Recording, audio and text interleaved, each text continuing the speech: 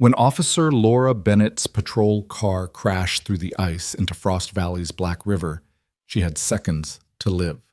The German Shepherd that dragged her out belonged to a man the police force would soon call a hero, but Ethan Cole didn't want their medals. He wanted answers about why a cop was being hunted by her own department.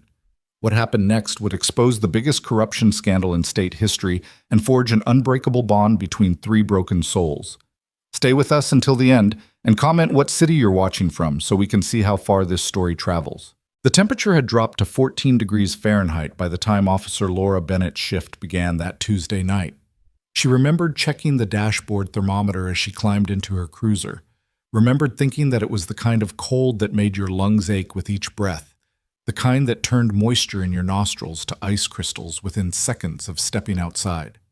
She remembered a lot of things about that night. The way her breath formed ghostly plumes in the air, the crunch of fresh snow under her boots, the crackling static of the police radio as dispatch announced a possible disturbance at the old Miller farm on Route 7. What she didn't remember, couldn't have predicted, was that by midnight she'd be drowning in the Frost Valley River with water filling her lungs and her cruiser sinking into darkness beneath her. But we're getting ahead of ourselves. Laura had been with the Frost Valley Police Department for 7 years. At 32, she'd worked her way up from traffic duty to detective, had earned commendations for bravery, had a clean record and a reputation for doing things by the book. She was good at her job, maybe too good. 3 weeks earlier, she'd stumbled onto something that made her question everything she thought she knew about her department. It started with a routine drug bust. Laura and her partner, Officer Marcus Webb, had responded to a tip about a methamphetamine lab operating out of an abandoned warehouse on the east side of town. They'd found the lab all right, along with enough product to supply the entire county for months. But what caught Laura's attention wasn't the drugs. It was the quality of the operation, the sophisticated equipment, the professional setup. This wasn't some amateur cook working out of a garage. This was organized. This was connected. And when she'd started digging into where the funding might be coming from, she'd found something that turned her blood cold. Bank records that didn't add up. Evidence that went missing from the department's storage facility. Arrest reports that had been altered. And names, officers she'd worked with for years, people she'd trusted with her life, all potentially involved in a distribution network that stretched from Frost Valley all the way to the Canadian border. She'd done what she was supposed to do. She'd gone to her captain, Daniel Reeves, with her concerns. She'd laid out everything she'd found, every inconsistency, every red flag. Captain Reeves had listened carefully, his weathered face unreadable. Then he'd thanked her for her diligence, told her he'd look into it personally, and suggested she take a few days off. The investigation had been stressful, he'd said. She deserved a break. That was 2 weeks ago. Since then, Laura had noticed things. The way conversation stopped when she entered a room, the sidelong glances from fellow officers, the feeling of being watched, even when she was off duty. Her instincts, the same instincts that had made her a good cop, were screaming at her that something was very, very wrong. She'd started keeping her own files at home, copies of everything she'd found. She'd stopped talking about the investigation with anyone at the department, and she'd started watching her back. Now as she drove along Route 7 toward the Miller farm, those instincts were in overdrive. The road was dark and winding, cutting through dense forest on either side. Fresh snow had started falling an hour ago, adding another layer to the 6 inches that already blanketed the valley. The cruiser's headlights cut through the darkness, illuminating swirling flakes that seemed to dance in the beams. Laura checked her rearview mirror for the 3rd time in as many minutes. Nothing but darkness behind her. She told herself she was being paranoid, that the stress was getting to her, that there was a perfectly innocent explanation for why dispatch had sent her out here alone instead of with Webb, her usual partner. That the radio silence from dispatch for the past 20 minutes was just a technical glitch. She told herself a lot of things that night. None of them were true. The call had come in at 11:47 p.m. Possible disturbance, shots fired, Miller Farm. But as Laura approached the turnoff for the farm, something made her keep driving. Maybe it was instinct. Maybe it was the fact that the Miller Farm had been abandoned for 3 years, and the idea of someone squatting there in the middle of winter seemed unlikely. Maybe it was the way the dispatcher's voice had sounded, just slightly off, just enough to set off alarm bells in the back of her mind. She drove past the turnoff, continuing down Route 7, and reached for her radio. Dispatch, this is Unit 12. I'm approaching the Miller Farm location. Can you confirm the source of the disturbance call? Static. Dispatch, do you copy? More static. Then a voice, but not the dispatcher's voice. This one was male, familiar in a way that made Laura's stomach clench. Unit 12, you're going to want to pull over. It was Captain Reeves. Laura's hands tightened on the steering wheel. Captain, what are you doing on this frequency? Pull over, Bennett. Now. We need to talk. I'm responding to a call, sir. There is no call.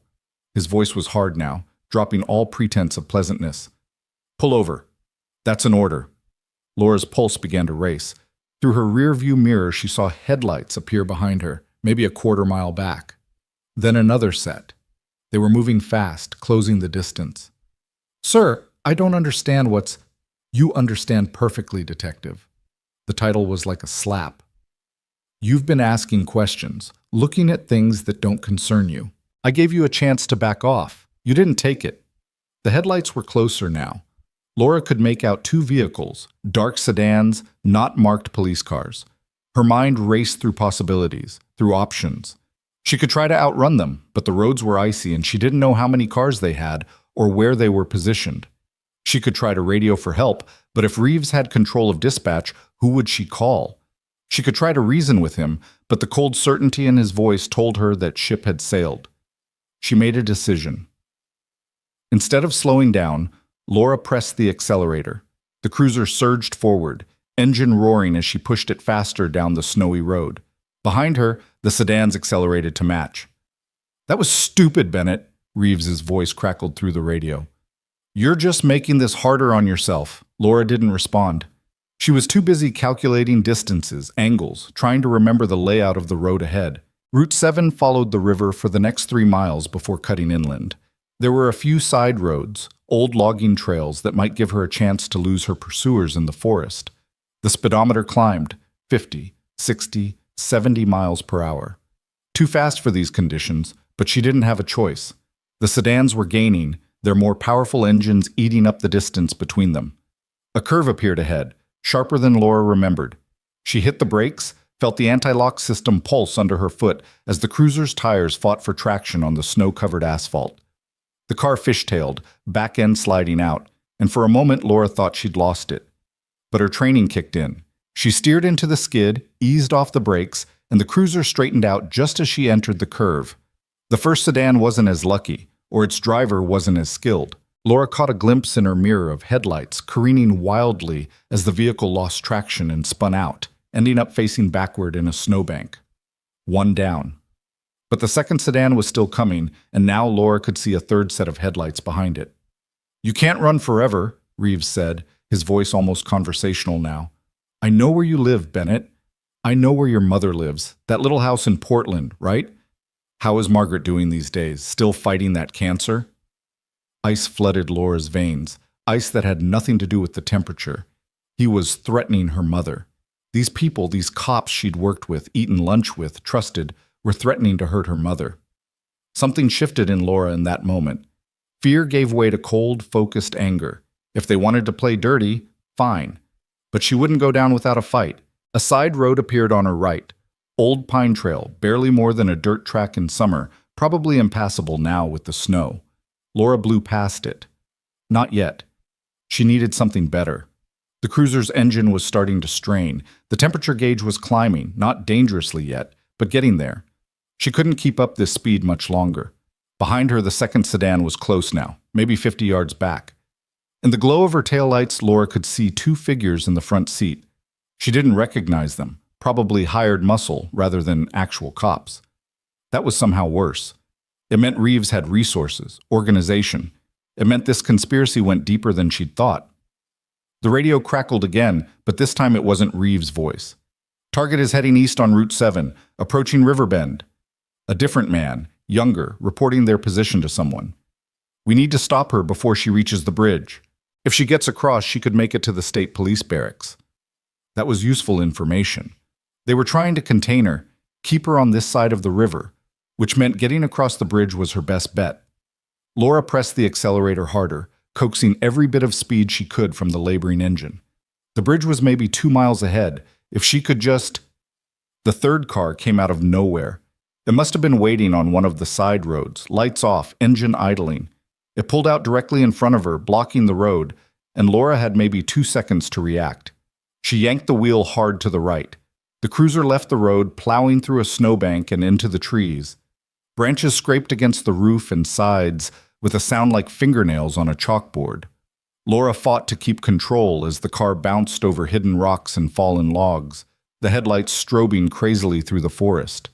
For a moment, she thought she might make it through. The trees were starting to thin ahead, and beyond them she could see open snow, maybe another road or a clearing where she could get her bearings. Then the ground disappeared beneath her. Later, piecing together what happened, Laura would learn that she'd driven onto what the locals called Dead Man's Bluff, a 30-foot embankment that dropped straight down to the river. In summer, the drop-off was clearly visible, but covered in snow in the dark, it was invisible until you were right on top of it. The cruiser went airborne. Time seemed to slow down. Laura felt the sickening lurch in her stomach as the car left the ground, saw the river rushing up to meet her through the windshield, registered with perfect clarity that she was about to die. The cruiser hit the ice nose first. The impact was catastrophic.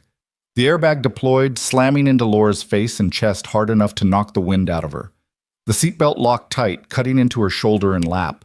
Glass exploded inward as the windshield shattered, and through it all, she heard the horrible sound of ice cracking, giving way beneath the weight of the car.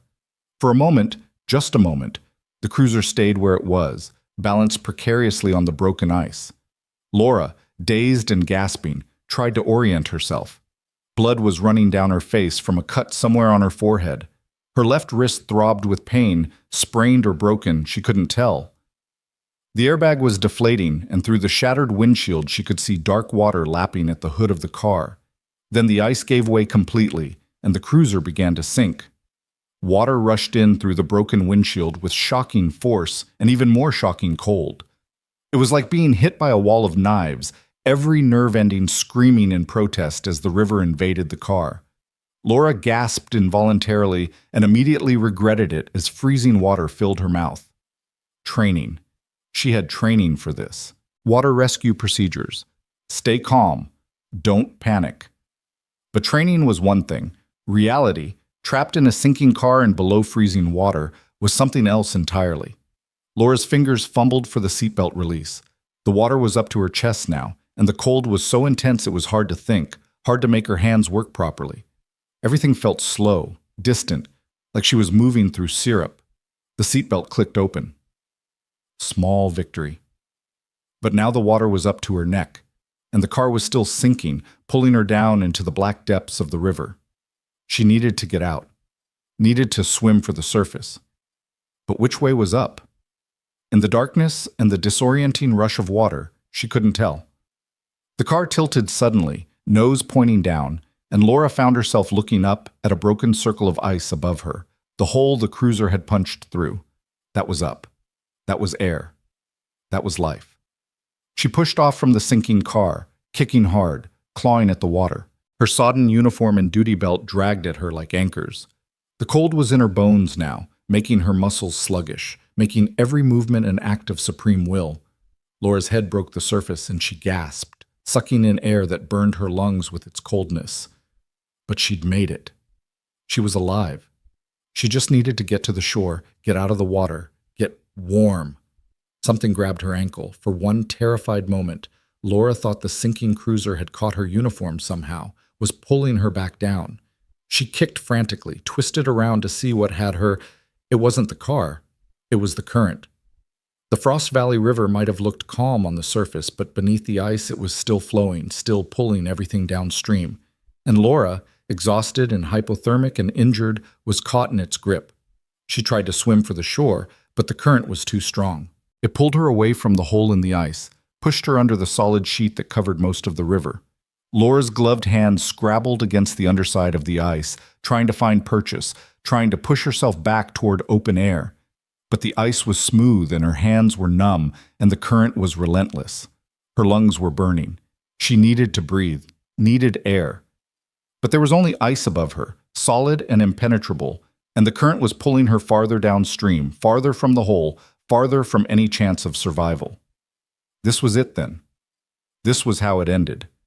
Not in some dramatic shootout like they showed in the movies, but alone in the dark, drowning beneath the ice, while the men who'd chased her stood on the shore and watched. Laura's vision was starting to go dark around the edges. Her lungs were screaming for air, for just one more breath. Her limbs felt heavy, distant. It would be so easy to stop fighting, to just let go, to let the river take her. She almost did.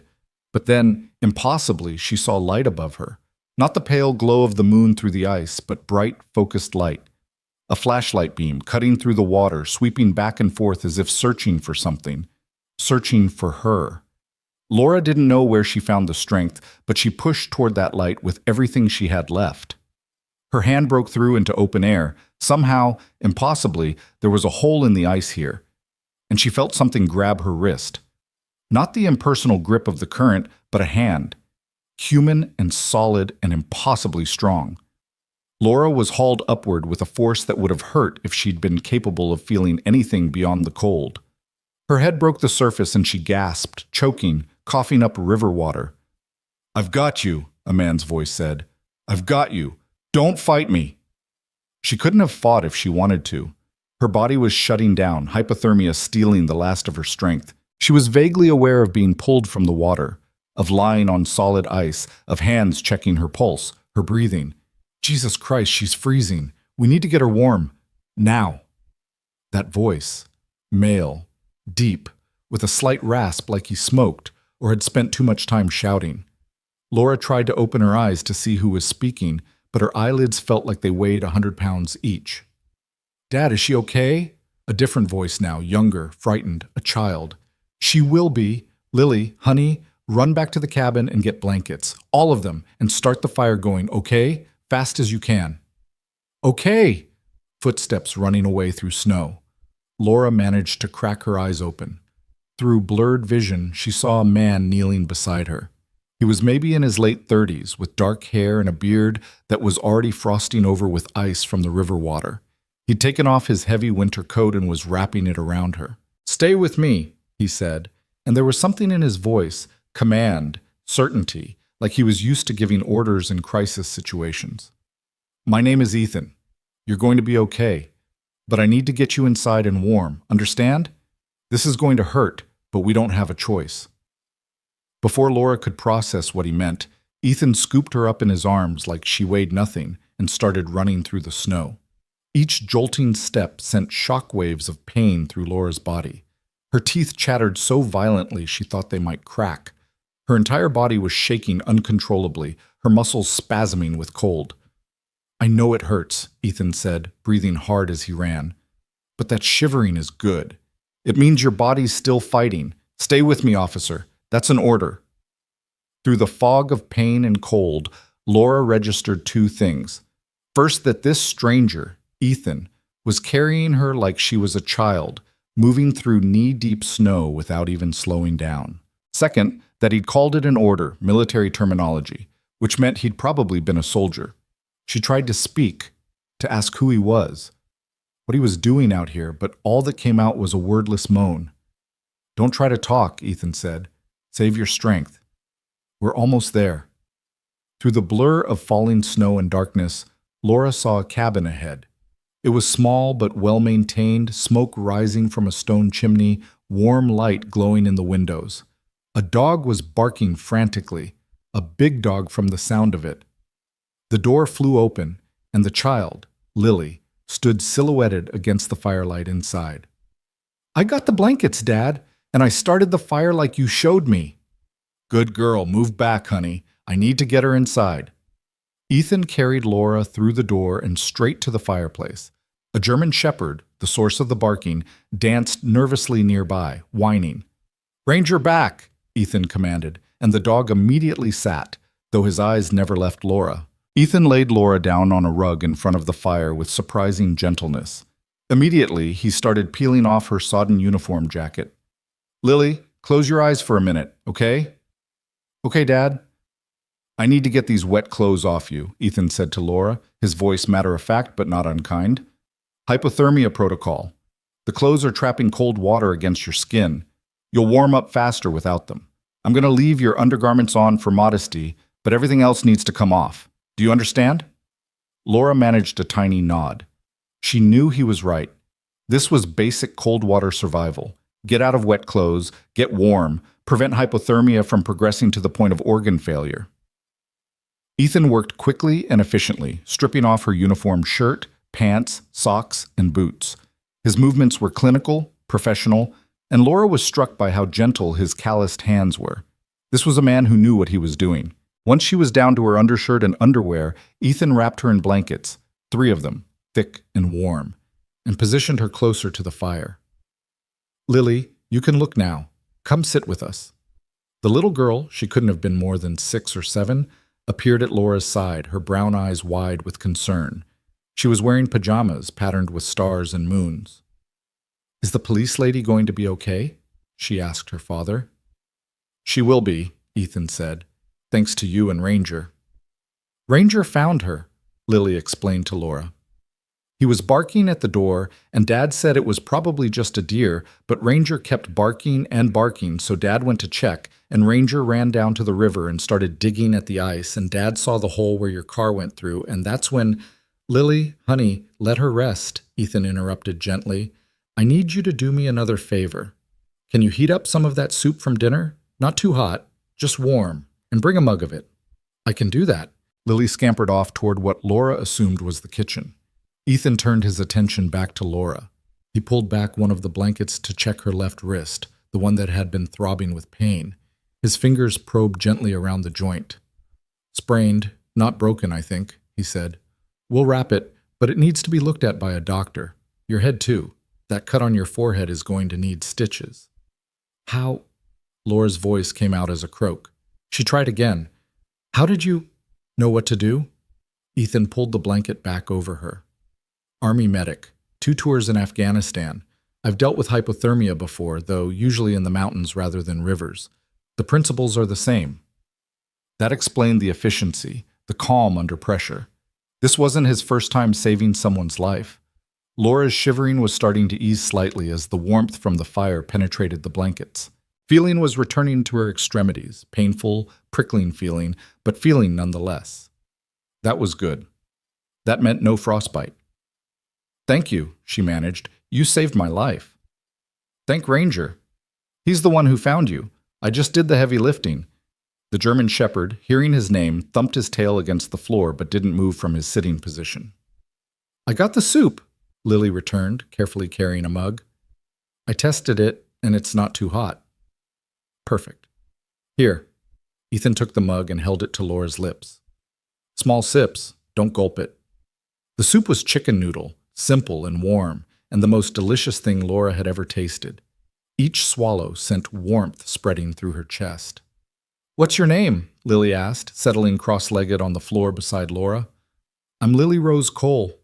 I'm 7 years old. That's my dad, Ethan, and that's our dog Ranger. We live here all by ourselves. Well, not all by ourselves. There are other people in Frost Valley, but not right nearby. Our cabin is kind of remote. Dad says that's how we like it. Quiet. Lily, Ethan said with the long-suffering patience of a parent whose child doesn't quite grasp social boundaries, maybe let her rest before interrogating her. I'm not interrogating. I'm being friendly. Right, Dad? Despite everything, the crash, the drowning, the hypothermia, Laura found herself almost smiling. There was something about this child's unfiltered enthusiasm that was oddly comforting. Laura, she said, my name is Laura Bennett. Are you really a police officer? Lily's eyes went even wider. That's so cool. I've never met a real police officer before. Well, I saw some at the grocery store once, but I didn't actually talk to them. Do you catch bad guys? Do you have a gun? Dad has guns, but he keeps them locked up because I'm not old enough yet. He says when I'm older, he'll teach me gun safety. Do you drive fast in your car? Is that how you crashed? Were you chasing someone? Lily. There was a warning note in Ethan's voice now. That's enough questions. Something in his tone made Lily fall silent, and Laura realized that Ethan had picked up on something his daughter hadn't. The car crash. The fact that Laura had been driving on a night like this, on a remote road, fast enough to end up in the river. Those weren't the circumstances of an ordinary accident. Ethan's eyes met Laura's over Lily's head, and she saw intelligence there and caution. He was a man who'd learned to recognize danger.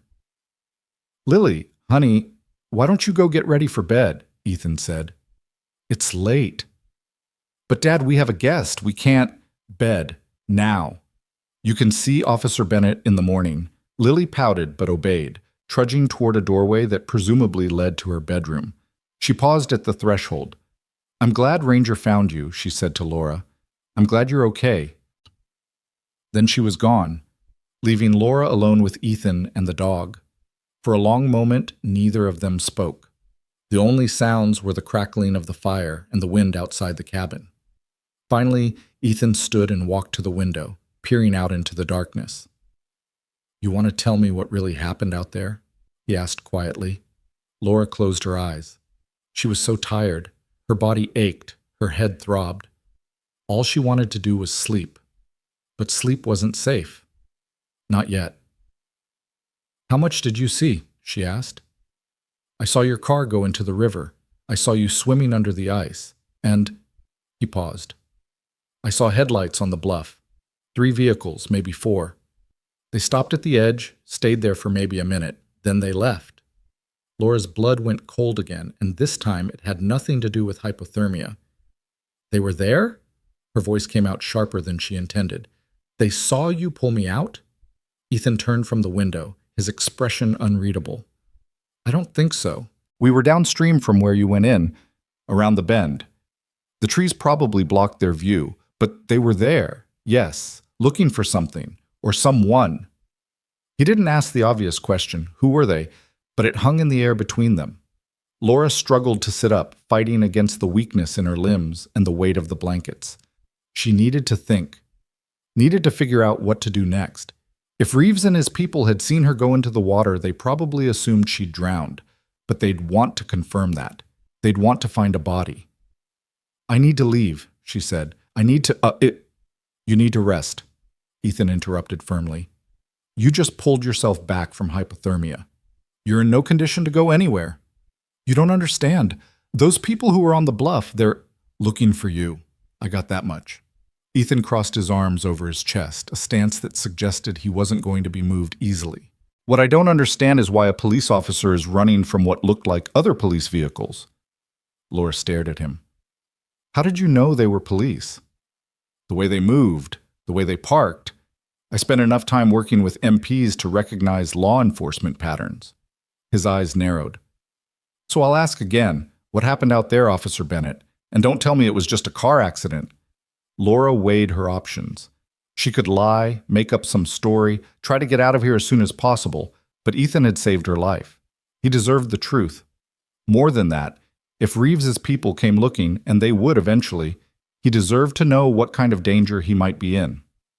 "I'm a detective with the Frost Valley Police Department," she said slowly. 3 weeks ago, I uncovered evidence of corruption within the department. Drug trafficking, evidence tampering, money laundering. I went to my captain with what I'd found, and tonight that same captain tried to have me killed. Ethan was quiet for a long moment, processing this. When he spoke, his voice was carefully neutral. "That's a serious accusation." "I know." "Do you have proof?" "I did. I had files, copies of everything. They were in my car." Laura felt a wave of despair wash over her. "They're at the bottom of the river now." "Backups?" "At home. But they'll have already searched my place. They'll have taken everything." Another long silence. Then Ethan moved to a small desk in the corner of the room, pulled out a laptop, and opened it. "What are you doing?" Laura asked. "Checking something?" His fingers flew over the keyboard. After a minute, he turned the screen toward her. "This you?" It was a news article dated 3 months ago. The headline read, "Frost Valley Detective Honored for Bravery in Domestic Hostage Situation." Below was a photo of Laura in her dress uniform, shaking hands with the mayor, while Captain Reeves stood in the background, smiling. "Yeah," Laura said. "That's me." Ethan studied her face, then looked back at the screen, comparing. Finally, he closed the laptop. "Okay," he said. I believe you. Just like that? I'm a pretty good judge of character. Had to be in my line of work. You're telling the truth. He sat down on the floor across from her. So here's what's going to happen. You're going to stay here tonight. In the morning, when you've recovered some strength, we'll figure out your next move. Contact the FBI, state police, whoever you need to contact to blow this thing wide open.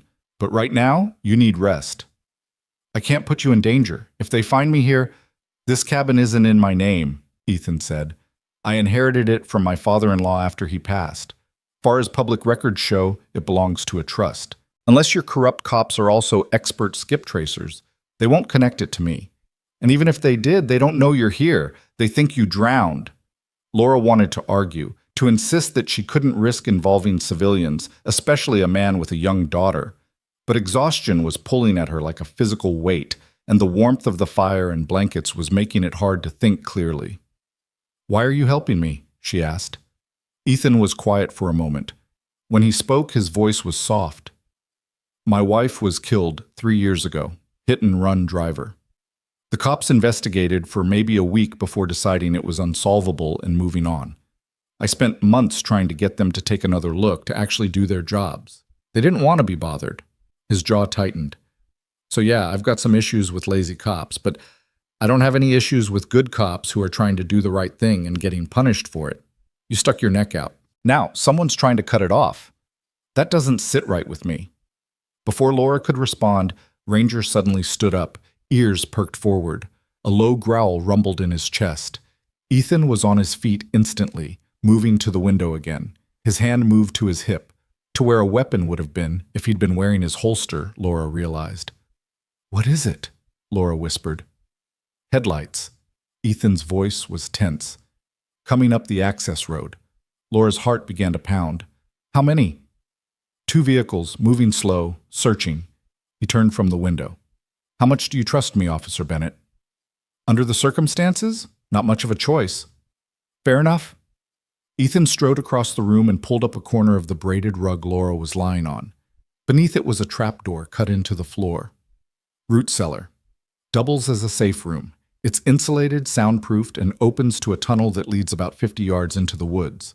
There's emergency supplies down there, including clothes and boots. If anything happens, you take that tunnel and run." Laura stared at the hidden door.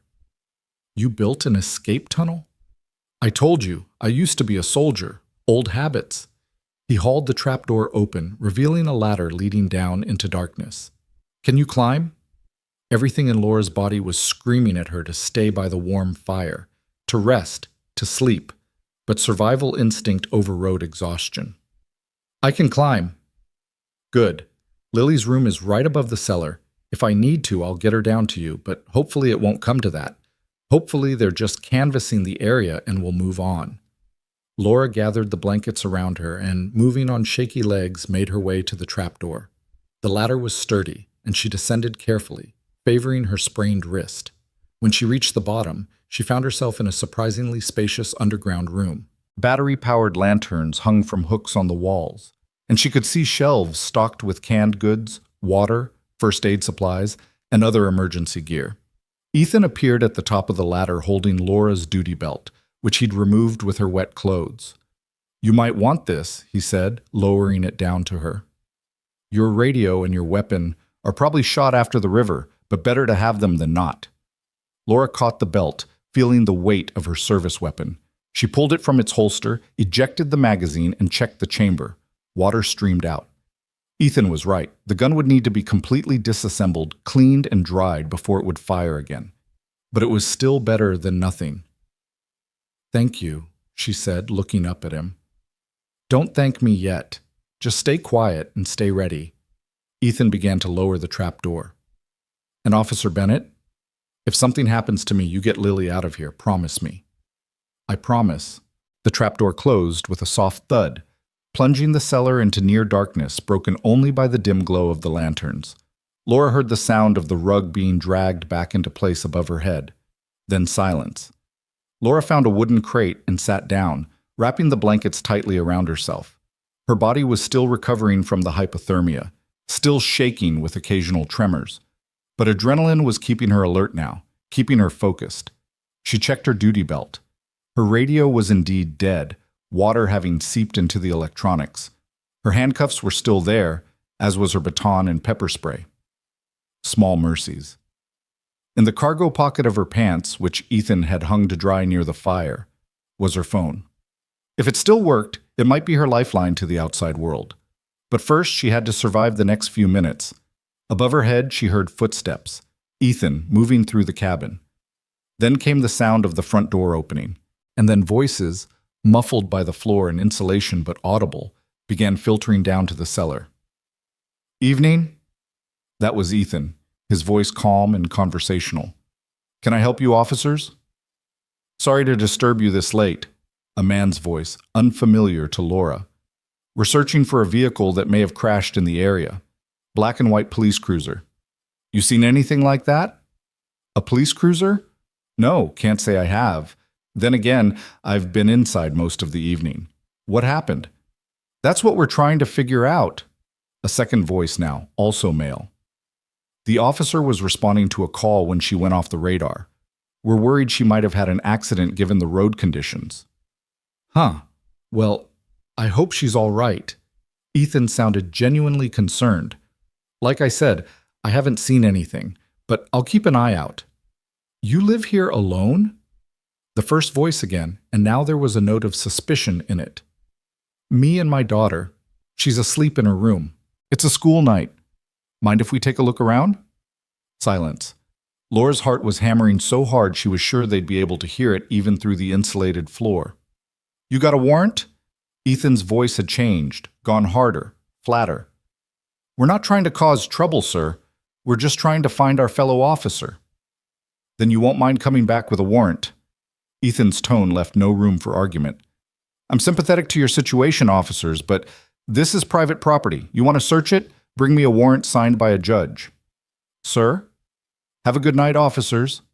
The door closed with a firm thud. Laura waited, barely breathing, as the minutes ticked by. She heard footsteps again, heard the murmur of voices outside, heard the sound of vehicles starting up. Then, finally, silence. It felt like an eternity before the trapdoor opened again. Ethan's face appeared above her, illuminated by the firelight behind him. "They're gone," he said. "For now." Laura climbed back up the ladder, her legs shaking from more than just cold now. When she reached the top, she found Lily standing in the doorway of her bedroom, rubbing sleep from her eyes. "Dad? What's happening? Who was here?" Ethan crossed to his daughter and scooped her up in his arms. "Nothing for you to worry about, sweetheart. Just some people who got lost. They're gone now." "Is Officer Laura okay?" "I'm okay," Laura said, though she wasn't entirely sure that was true. Lily looked at her with those wide, solemn eyes. "Are those men bad guys? The ones Dad was talking to?" Out of the mouths of babes, Laura thought. Kids always knew when something was wrong, even when adults tried to hide it. "I don't know, honey," Laura said honestly. "Maybe. But your dad sent them away, so we're safe now." "For tonight," Ethan corrected quietly. "But they'll be back, warrant or no warrant, and next time they might bring more people." He was right. Laura knew he was right. Reeves wasn't going to give up that easily. If he'd gone this far to silence her, he'd go further still. She needed a plan, needed to figure out her next move, needed to get evidence to someone who could do something about it, someone outside Reeves' sphere of influence. But first, she needed to survive the night. "Get some rest," Ethan said, seeming to read her thoughts. "Both of you, we'll figure out the next step in the morning." Lily yawned hugely.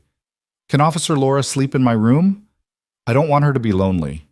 Despite everything, the fear, the exhaustion, the knowledge that corrupt cops were hunting her, Laura felt her heart warm at the child's simple kindness. "I'll be fine out here," she said. "But thank you, Lily." "You can have the couch," Ethan said. "It's comfortable enough. I'll keep watch." "You need to sleep too." "I'll sleep when you're safe." There was finality in his voice that brooked no argument. So Laura curled up on the couch, wrapped in warm blankets, with a German shepherd lying on the floor beside her like a furry guard. Through the window, she could see snow still falling, covering the world in white. Somewhere out there, Captain Reeves and his people were searching for her. Somewhere out there, a conspiracy was unfolding that went deeper than she'd imagined. Somewhere out there, justice was waiting to be served. But here, in this small cabin in the woods, with a stranger who'd risked everything to save her and his daughter, who'd welcomed her with open arms, Laura felt something she hadn't felt in weeks. Hope. Her last thought before exhaustion finally claimed her was that tomorrow everything would change. She had no idea how right she was. Laura woke to the smell of coffee and bacon, and for one disoriented moment she couldn't remember where she was. Then the events of the previous night came rushing back. The chase, the crash, the freezing water, the impossibly strong hands pulling her to safety. She sat up slowly, every muscle in her body protesting. Her left wrist was wrapped in an elastic bandage that hadn't been there when she fell asleep. Someone, Ethan presumably, had tended to it while she slept. The thought should have been unsettling, but somehow it wasn't. Morning light streamed through the cabin windows, illuminating dust motes that danced in the air. Outside, the world was blanketed in fresh snow that sparkled like diamonds in the sun. It would have been beautiful if Laura hadn't known that same snow would make it easy for anyone to track footprints to this cabin. "You're awake." Ethan appeared from the kitchen area holding a steaming mug. "Coffee?" "God, yes." Laura's voice came out raspy. Her throat was raw from coughing up river water. Ethan handed her the mug, and she wrapped both hands around it, savoring the warmth. He'd changed clothes since last night. Gone were the wet jeans and flannel shirt, replaced by clean cargo pants and a thermal Henley that emphasized his broad shoulders. His dark hair was still damp from a shower. "How are you feeling?" he asked, settling into an armchair across from the couch. "Like I got hit by a truck, but alive, so I'm not complaining." Laura took a sip of coffee. It was strong and black, exactly what she needed. "Thank you for everything. I don't think I said that properly last night." "You were a little busy not dying of hypothermia." A ghost of a smile crossed his face. "Your color's better this morning. Last night you were practically blue." "Where's Lily?" "Still asleep. I let her stay home from school today. Didn't want her out of my sight, given the circumstances." That made sense. If Reeves' people came back, if they somehow figured out Laura was here, a 7-year-old girl could become a liability, or worse, leverage. Laura set down her coffee mug, suddenly nauseous at the thought. "I need to leave, today. I've already put you and your daughter in enough danger." "And go where?" Ethan's voice was reasonable, but his eyes were sharp. "Your car is at the bottom of the river. Your department thinks you're dead, or wants you dead. You have no backup, no evidence, and from what you told me last night, no idea who you can trust. I can contact the FBI or state police, someone outside Frost Valley." "With what phone? Yours took a swim with you. Mine is a burner with limited minutes. And even if you did make contact, how long before word gets back to your captain that you're alive? How long before whoever he's working with finds you?" Laura hated that he was right, but he was. She'd spent half the night, the parts when she wasn't unconscious, thinking through her options. They were all bad. "I have a contact," she said finally, "a friend from the academy. She works for the state police now, out of the capital. If I could get to her, if I could tell her what's happening, she'd help me." "How far?" 3 hours, maybe 4 in this weather." Ethan was quiet for a moment, thinking. Then he stood and moved to the window, scanning the tree line with the careful attention of someone trained to spot threats. "The access road is the only way in or out by vehicle," he said. "If they're smart, and I'm betting they are, they'll have someone watching it. Maybe not permanently, but checking it periodically. We'd be spotted before we made it half a mile. So I go on foot, through the woods. In your condition, in this cold, you'd last maybe an hour before hypothermia set in again. And that's assuming you could navigate 3 hours of hiking through unmarked forest in the snow." He turned from the window to look at her. "I'm not trying to be difficult, Officer Bennett. I'm being realistic. You're hurt, you're exhausted, and you have no gear. You need time to recover before you can make any kind of run for it." Laura wanted to argue, wanted to insist that she couldn't stay here, couldn't put this family at risk, but her body was already telling her that Ethan was right.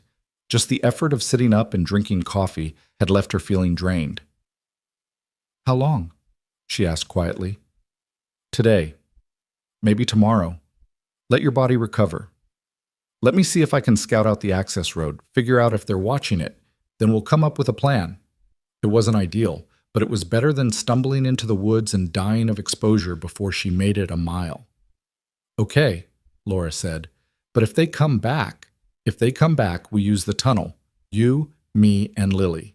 We disappear into the woods and make our way to the highway. I've got a cache hidden out there with supplies, money, and a vehicle stashed at a storage facility about 2 miles away. Not registered in my name. Laura stared at him. You really thought this through? I told you, old habits. When you've been in situations where one mistake means you don't come home, you learn to plan for every contingency. Ethan moved back to his chair and sat down, leaning forward with his elbows on his knees. My wife used to say I was paranoid. Maybe I was.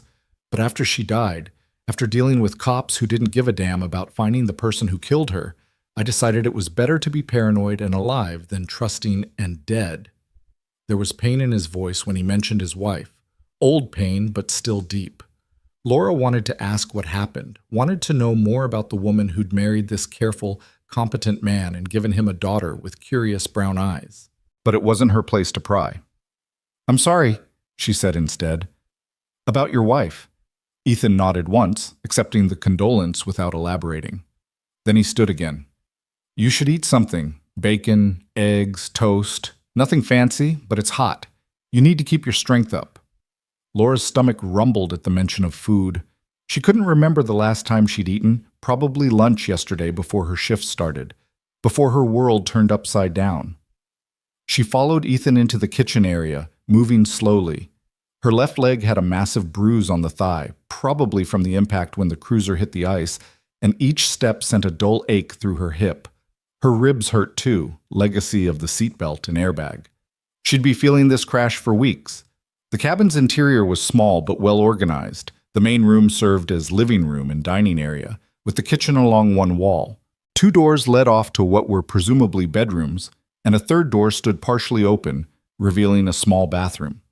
Everything was clean and neat, though not sterile. There were signs of life everywhere. Lily's drawing stuck to the refrigerator with magnets, a stack of library books on the coffee table, a child's pink snow boots by the door next to Ethan's larger black ones. It was a home, a real home, where a father was doing his best to raise his daughter alone. And Laura had brought danger to their doorstep. Ethan loaded a plate with scrambled eggs and bacon and set it in front of her at the small dining table. He'd already set out toast and butter, a jar of homemade jam that looked like it had come from someone's basement canning operation. Eat, he said. Then we need to talk about what happens next. Laura ate, and the food was simple, but delicious. Or maybe she was just starving. Either way, she cleaned her plate and was reaching for toast when she heard a small voice from one of the bedrooms. Dad, is it time to get up? Yeah, kiddo, come on out. Lily emerged from her room wearing the same star and moon pajamas from last night, her dark hair sticking up in several directions. She looked sleep-rumpled and adorable. When she saw Laura, her face lit up. You're still here. I thought maybe you left in the night like a ninja. Despite everything, Laura found herself smiling. Nope, still here, though I'm probably not coordinated enough to be a ninja right now. Dad says you almost died. Is that true? Lily, Ethan said with a warning note. It's okay, Laura said. Yeah, honey, it's true. I almost died. But your dad and Ranger saved me. Lily climbed into a chair next to Laura, looking at her with that intense, unfiltered curiosity that only children possess. Why did you crash your car? Were you chasing bad guys? Something like that. Are the bad guys still out there? Laura glanced at Ethan, who was watching his daughter with an expression that was equal parts love and concern. He gave a small nod, as if to say, Your call. Tell her as much or as little as you want. Yeah, Laura said honestly. The bad guys are still out there. That's why I need to be careful. Are you going to catch them? I'm going to try. Lily considered this, then nodded decisively. Good. Bad guys should go to jail. That's what Dad says. He says people who hurt other people need to have consequences. She pronounced the last word carefully, like she'd been practicing it.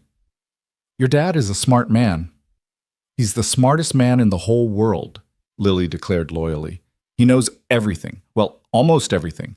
He doesn't know how to braid hair very well. His braids always come out crooked, but he's trying to learn. Ethan's ears had turned slightly red. Thanks for that, Lily.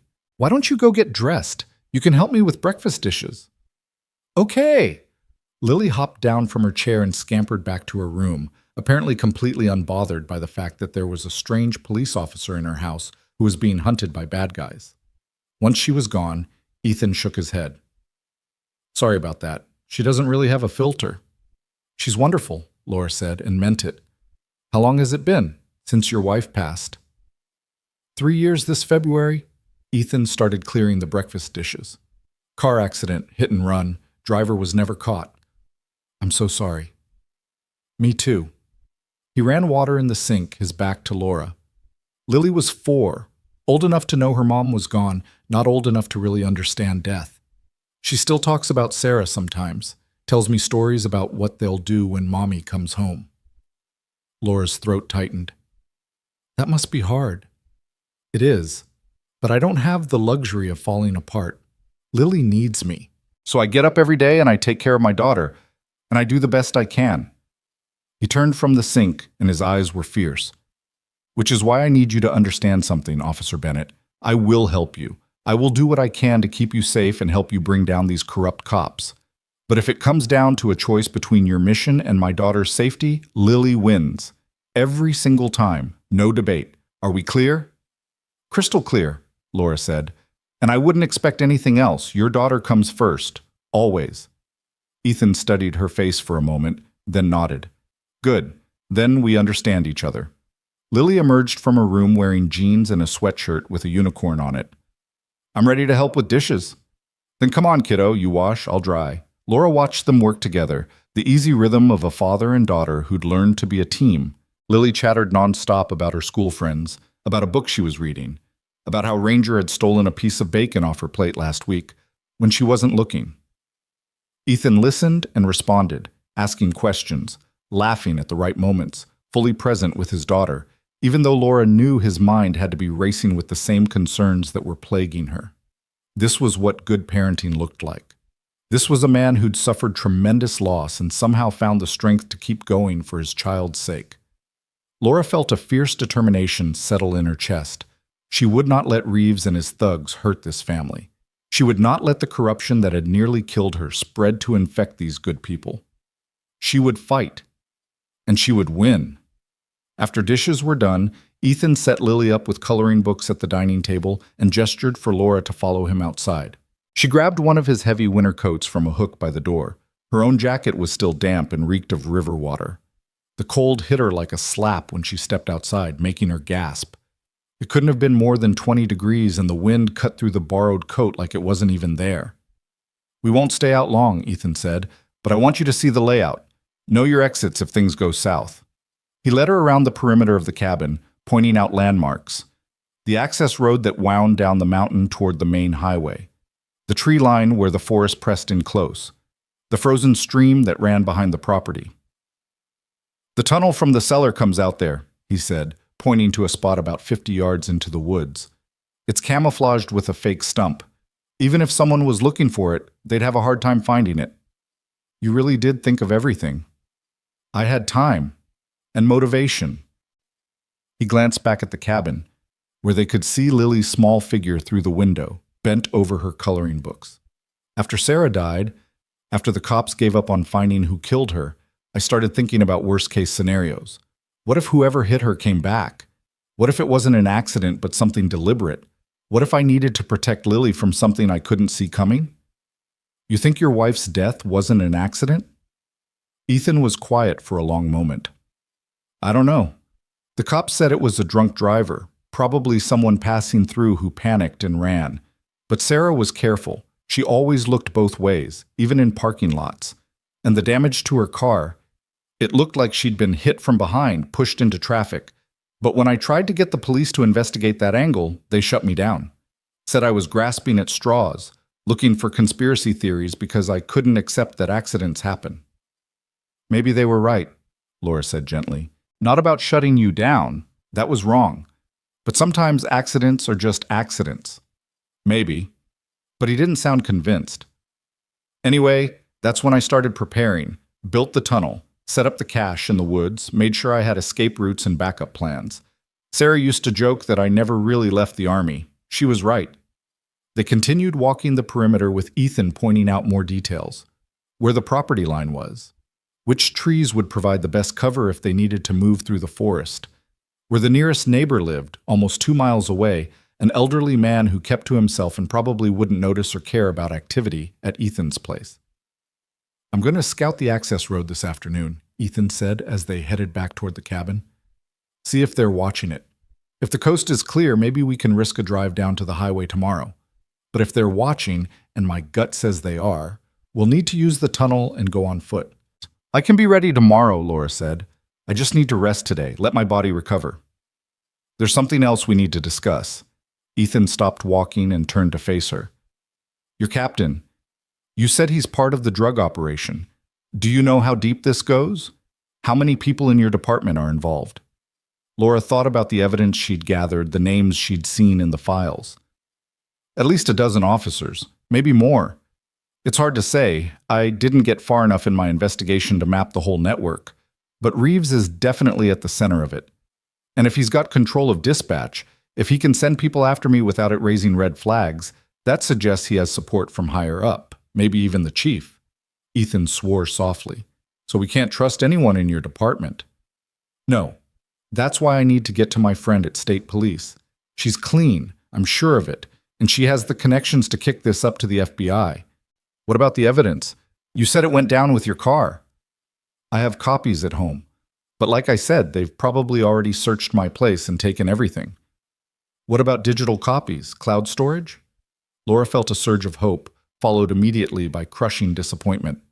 "I uploaded some files to a secure server, but I need my login credentials to access them, and those are on my home computer." "What kind of server?" "Department server, encrypted." Ethan's expression turned thoughtful. "Could you access it from another computer if you had your credentials?" "Yes, but I don't have—" Laura stopped. "Wait, are you saying you can get my credentials?" "I'm saying I know someone who might be able to help. Former Army, works in cybersecurity now. Owes me a favor from our deployment days. If we can get him your information, badge number, personal details, anything that might be used in password recovery, he might be able to crack into your account." It was a long shot, but it was better than nothing. "It's worth a try," Laura said. They went back inside where Lily had apparently finished with coloring and moved on to building an elaborate structure out of wooden blocks. Ranger was lying nearby, watching the construction with the patient attention of a dog, who knew that eventually, inevitably, the blocks would fall and he would be asked to help clean them up. "I'm building a castle," Lily announced.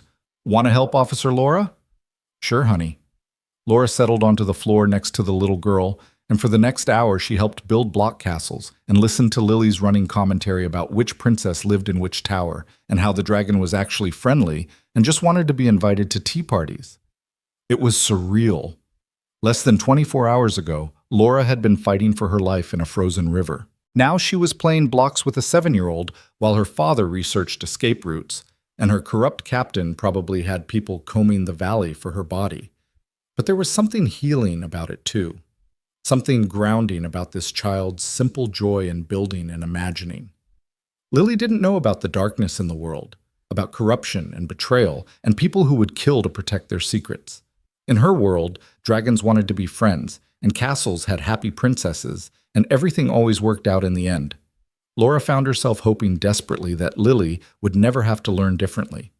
That whatever happened in the next few days, this child would remain safe and innocent and untouched by the ugliness that Laura had brought to her doorstep.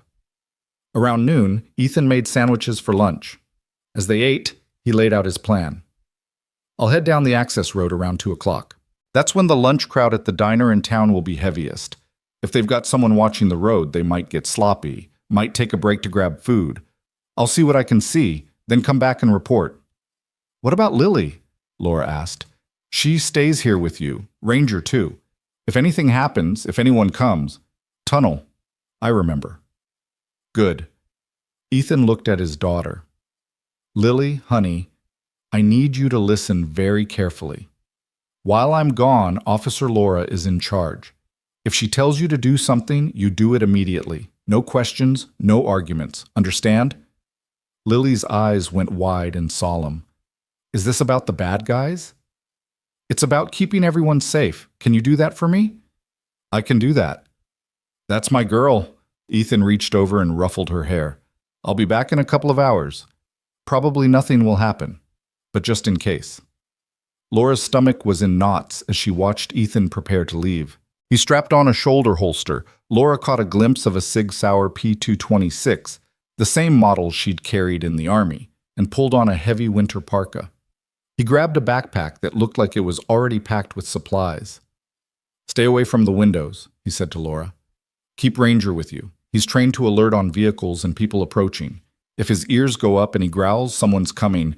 Don't wait to see who it is. Just get Lily and head for the cellar. I will. And Laura? He met her eyes. If something happens to me out there, if I don't come back, you take my daughter and you run. Don't try to be a hero. Don't try to save me. Just get Lily somewhere safe. Nothing's going to happen to you. Probably not. But if it does, I need to know my daughter will be okay. Laura understood what he was asking, what he needed to hear. I'll protect her with my life, I promise. Ethan nodded once, then bent down to hug Lily. Be good for Officer Laura. I'll be back soon. Bye, Daddy. Be careful. Then he was gone, the door closing behind him with a soft click that somehow sounded final. Laura moved to the window and watched as Ethan climbed into a battered pickup truck that had been parked on the far side of the cabin. The engine turned over after a moment of protest, and then he was driving down the access road, disappearing into the trees. Want to play another game? Lily asked from behind her. Laura turned from the window. Sure. What do you want to play? Hide and seek. I'm really good at hiding. I bet you are. But maybe we should play something else, something where we can stay in the same room. Why? Because I need to keep you in my sight at all times in case we have to run for our lives, Laura thought. But what she said was, because I'm still pretty sore from my accident. Hard for me to walk around looking for you. How about we play a card game instead? I know Go Fish. Go Fish it is. They settled at the dining table with a worn deck of cards. Ranger took up position at Laura's feet, his head on his paws, but his eyes alert. Every few minutes his ears would twitch, tracking some sound outside that Laura couldn't hear. Each time her heart would skip a beat, but the dog would settle again without growling. False alarms. Just forest sounds. Nothing to worry about. They played cards for an hour. Then Lily wanted to read, so Laura listened as the little girl worked her way through a picture book about a mouse who wanted to go to the moon. Lily was a good reader for 7, stumbling only occasionally over longer words. The afternoon dragged on. 2 o'clock came and went. Then 3. Laura tried not to look at the clock on the wall, tried not to imagine worst-case scenarios. Ethan was fine. He was just being thorough, checking the road carefully before heading back. But by 3:30, Laura's nerves were starting to fray. When is Daddy coming home? Lily asked, apparently picking up on Laura's tension. Soon, honey. He said a couple of hours, remember? It's been a couple of hours. Smart kid. Well, sometimes things take longer than we expect. I'm sure he's fine. But was he? What if Reeves' people had caught him? What if they'd been watching the road and recognized him as the man who lived in the cabin? What if right now they were interrogating him, trying to find out where Laura was? Laura forced herself to take a deep breath. She was catastrophizing. Ethan was a trained soldier, careful and competent. He knew how to scout enemy territory. He'd be fine. At 4 o'clock, Ranger suddenly lifted his head. His ears swiveled forward, focusing on something outside. A low growl rumbled in his chest. Laura was on her feet instantly. Lily, go to your room and grab your warmest coat. Put on your boots. Do it now. To her credit, Lily didn't argue or ask questions. She just ran to her room, moving with the speed that only children can muster when they sense danger. Laura moved to the window and risked a quick glance outside. At first she saw nothing, just trees and snow and the empty access road. Then she caught a flash of movement, dark shapes moving through the forest, converging on the cabin from multiple directions. Not vehicles this time. Men on foot. And they were trying to surround the cabin. Laura's mind raced. How many? She'd seen at least 4, maybe more. Were they police? Probably some of them. maybe all of them. It didn't matter. What mattered was that they were here, and Ethan wasn't, and she had about 90 seconds before they reached the cabin. "Lily!" she called, keeping her voice calm despite the fear coursing through her veins. "Are you ready?" "Yes!" Lily emerged from her room bundled in a pink parka, her feet crammed into her snow boots. "Good girl. Come here. Quick and quiet." Laura pulled up the rug and hauled open the trap door. "Down the ladder. Ranger, come." The dog didn't hesitate. He scrambled down the ladder with surprising grace for an animal his size.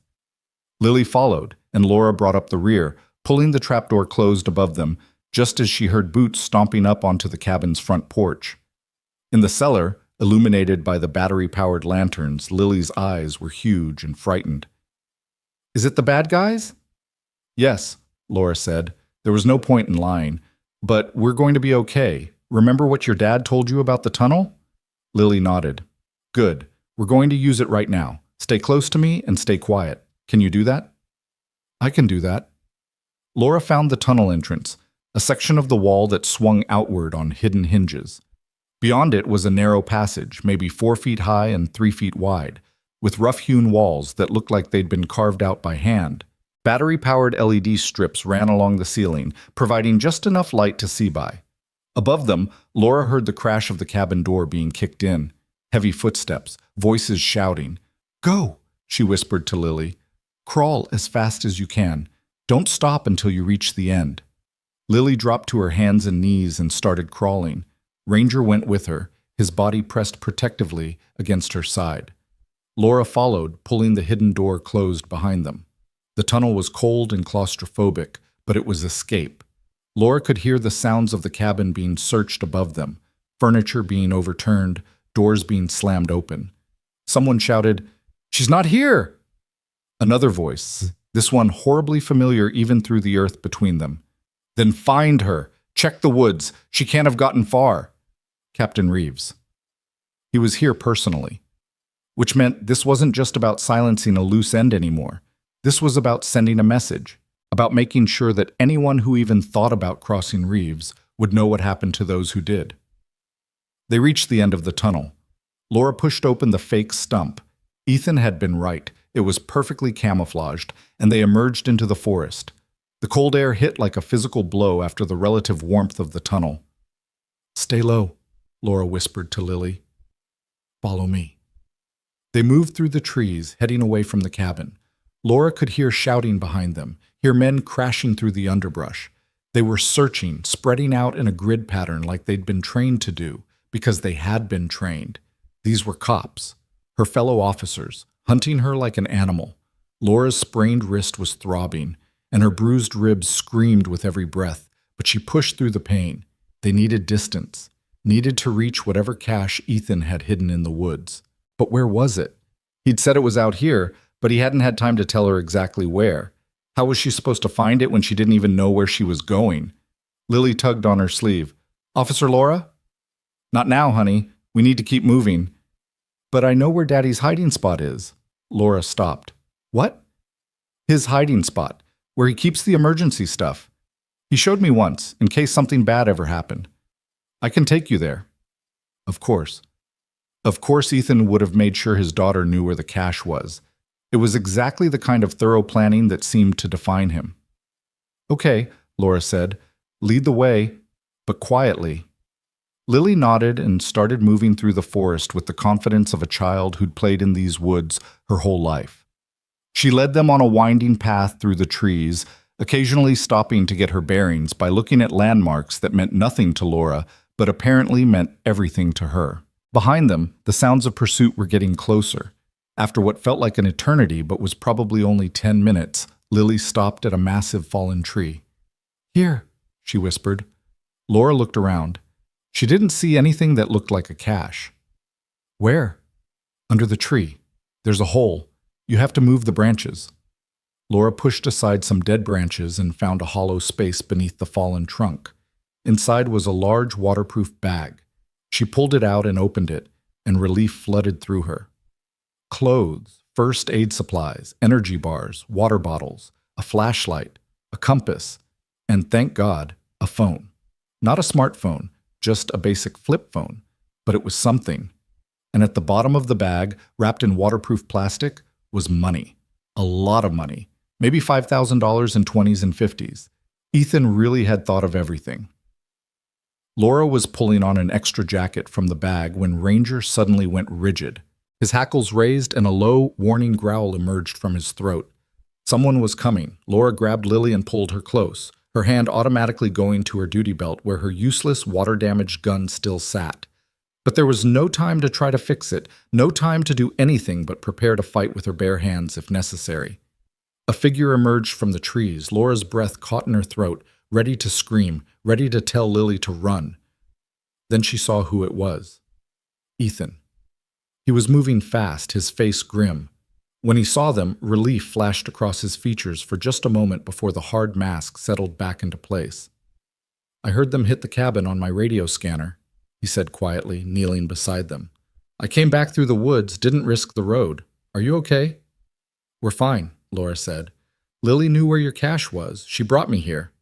Ethan pulled his daughter into a quick, fierce hug. "Smart girl. I'm so proud of you." "Daddy, I was brave just like you said. I didn't cry or nothing." "Anything," he corrected automatically. "And yes, you were incredibly brave." He looked at Laura over Lily's head. "They've got at least 8 men searching the woods. They're moving in an outward spiral from the cabin. We need to move now, get ahead of them." "Where?" "The storage facility where I keep the vehicle. It's about 2 miles northeast from here. If we can reach it before they expand their search grid, we might have a chance." "And if we can't?" Ethan's expression was grim. "Then we keep running until we either get away or we don't." It wasn't much of a plan, but it was all they had. They moved through the forest, Ethan leading the way with the practiced stealth of someone who'd moved through hostile territory before. Lily stayed between them, her small hand gripping her father's coat. Ranger ranged ahead, his ears constantly swiveling, alert for any sign of danger. The cold was brutal. Laura's borrowed coat helped, but her jeans were soaked from the snow, and her feet were going numb in her still damp boots. Beside her, Lily was shivering despite her warm parka. They needed shelter, needed warmth, but first they needed to survive the next hour. They'd been walking for maybe 20 minutes when Laura heard it. Voices, close, too close. Ethan heard it too. He held up a hand, signaling them to stop. They crouched behind a fallen log, barely breathing. 2 men walked past, maybe 30 yards away. Laura recognized one of them, Officer Jake Morrison, a beat cop who'd always seemed like a good guy. Someone she'd shared coffee with in the break room, joked with about the new traffic software. Now he was hunting her with a gun in his hand. "See anything?" Morrison asked his partner. "Nothing. Maybe they went a different direction. Reeves says they can't have gotten far. The woman's hurt and she's got a kid with her. They'll leave tracks." They kept walking, and after a minute their voices faded into the distance. Ethan touched Laura's arm and gestured for them to keep moving, but more carefully now. They stayed low, using the terrain for cover, moving from tree to tree. The storage facility appeared ahead of them like a mirage. It was small, just a few rows of garages along a poorly maintained road. There were no other vehicles in the parking area, no signs of recent activity. Ethan led them to the 3rd unit from the end. He produced a key from his pocket and unlocked the rolling door, then ushered them inside quickly before pulling it closed behind them. Inside was an old Jeep Cherokee, probably from the late 90s. It wasn't much to look at, but when Ethan turned the key in the ignition, it started immediately. "Everyone in," he said. They climbed into the vehicle, Lily in the back seat, Laura in the front passenger seat, Ranger sprawled across Lily's lap. Ethan hit the button for the automatic door opener and nothing happened. He swore under his breath and got out, manually hauling the rolling door up. Laura's heart was pounding. They were so close to getting away, just a few more seconds. Ethan jumped back into the driver's seat and threw the Jeep into reverse. They backed out of the storage unit and he swung them around, pointing toward the access road that led back to the highway. That's when Laura saw the black sedan blocking the exit, and Captain Reeves standing beside it, pointing a gun directly at them. Time seemed to freeze. Laura stared at Captain Reeves through the windshield, watching his finger tighten on the trigger, knowing they had maybe a second before he started shooting. "Get down!" Ethan shouted. He slammed the Jeep into drive and floored the accelerator, yanking the wheel hard to the right. The vehicle lurched forward just as Reeves fired. The bullet punched through the windshield exactly where Laura's head had been, a split second before, spiderwebbing the glass. "Hold on!" Ethan's voice was steel and ice as he aimed the Jeep not at the gap beside the sedan, but directly at the vehicle itself. They hit with a sickening crunch of metal. The Jeep's reinforced front bumper caught the sedan's rear quarter panel, sending it spinning out of the way. Reeves dove clear, rolling across the snowy pavement. Ethan didn't slow down. He kept the accelerator pressed to the floor, the Jeep's engine roaring as they shot past the spinning sedan and onto the access road. "Everybody okay?" Ethan's eyes flicked to the rearview mirror where Lily sat with her arms wrapped around Ranger, her face pale but determined. "I'm okay, Daddy," she said in a small voice. Laura twisted in her seat to look back. Reeves was already on his feet, shouting into a radio.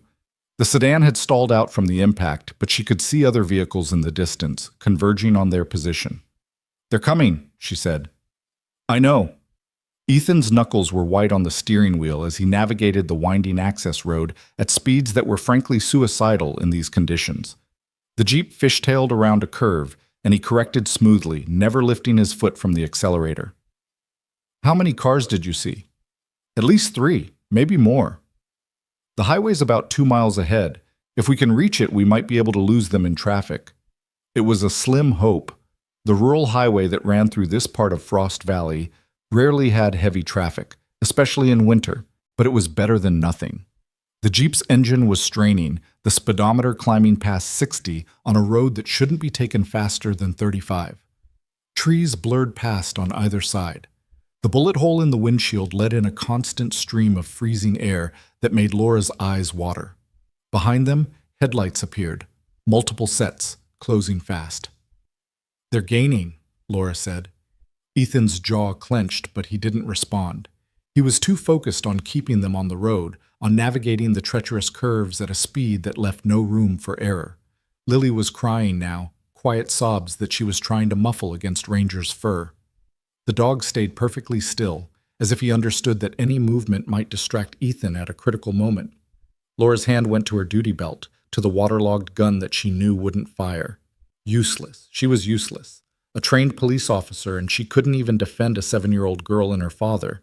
"There's a gun in the glove compartment," Ethan said, without taking his eyes off the road. "Glock 19. Loaded. Safety's on." Laura popped open the glove compartment and pulled out the weapon. It was exactly where he said it would be, exactly as he described it. She checked the magazine, chambered around, clicked off the safety. The familiar weight of a working firearm in her hand was oddly comforting. "If they try to force us off the road," Ethan said, "you return fire. Aim for the tires if you can. Windshield if you can't." "I'm not shooting at police officers. They're not acting like police officers. They're acting like hitmen." His voice was hard. "And they just tried to kill all of us, including my daughter. So if it comes down to them or us, you shoot, understand?" Laura understood. More than that, she agreed. These men had crossed a line. They weren't cops anymore. They were criminals with badges. The first sedan caught up to them on a straightaway, pulling alongside on the left. Laura could see the passenger, a young officer whose name she couldn't remember, rolling down his window. "He's got a gun!" she shouted. Ethan yanked the wheel right, slamming the Jeep into the sedan's side. Metal shrieked against metal. The sedan swerved, the driver fighting for control, and fell back. But 2 more were coming up behind it. The highway appeared ahead, a 2-lane strip of asphalt that intersected with the access road. A stop sign marked the intersection. Ethan blew right through it, tires screaming as he made the turn onto the highway heading north. A semi-truck was approaching from the south, horn blaring as the Jeep cut across its path. For one heart-stopping moment, Laura thought they were going to collide, but Ethan threaded the needle with inches to spare. The truck's horn Dopplered past, followed by the screech of air brakes. The pursuing sedans weren't as lucky. The lead car tried to follow the Jeep's path and misjudged the timing. It clipped the truck's trailer, spinning out across both lanes in a shower of sparks and torn metal. The semi jackknifed, its trailer swinging across the highway like a massive barricade.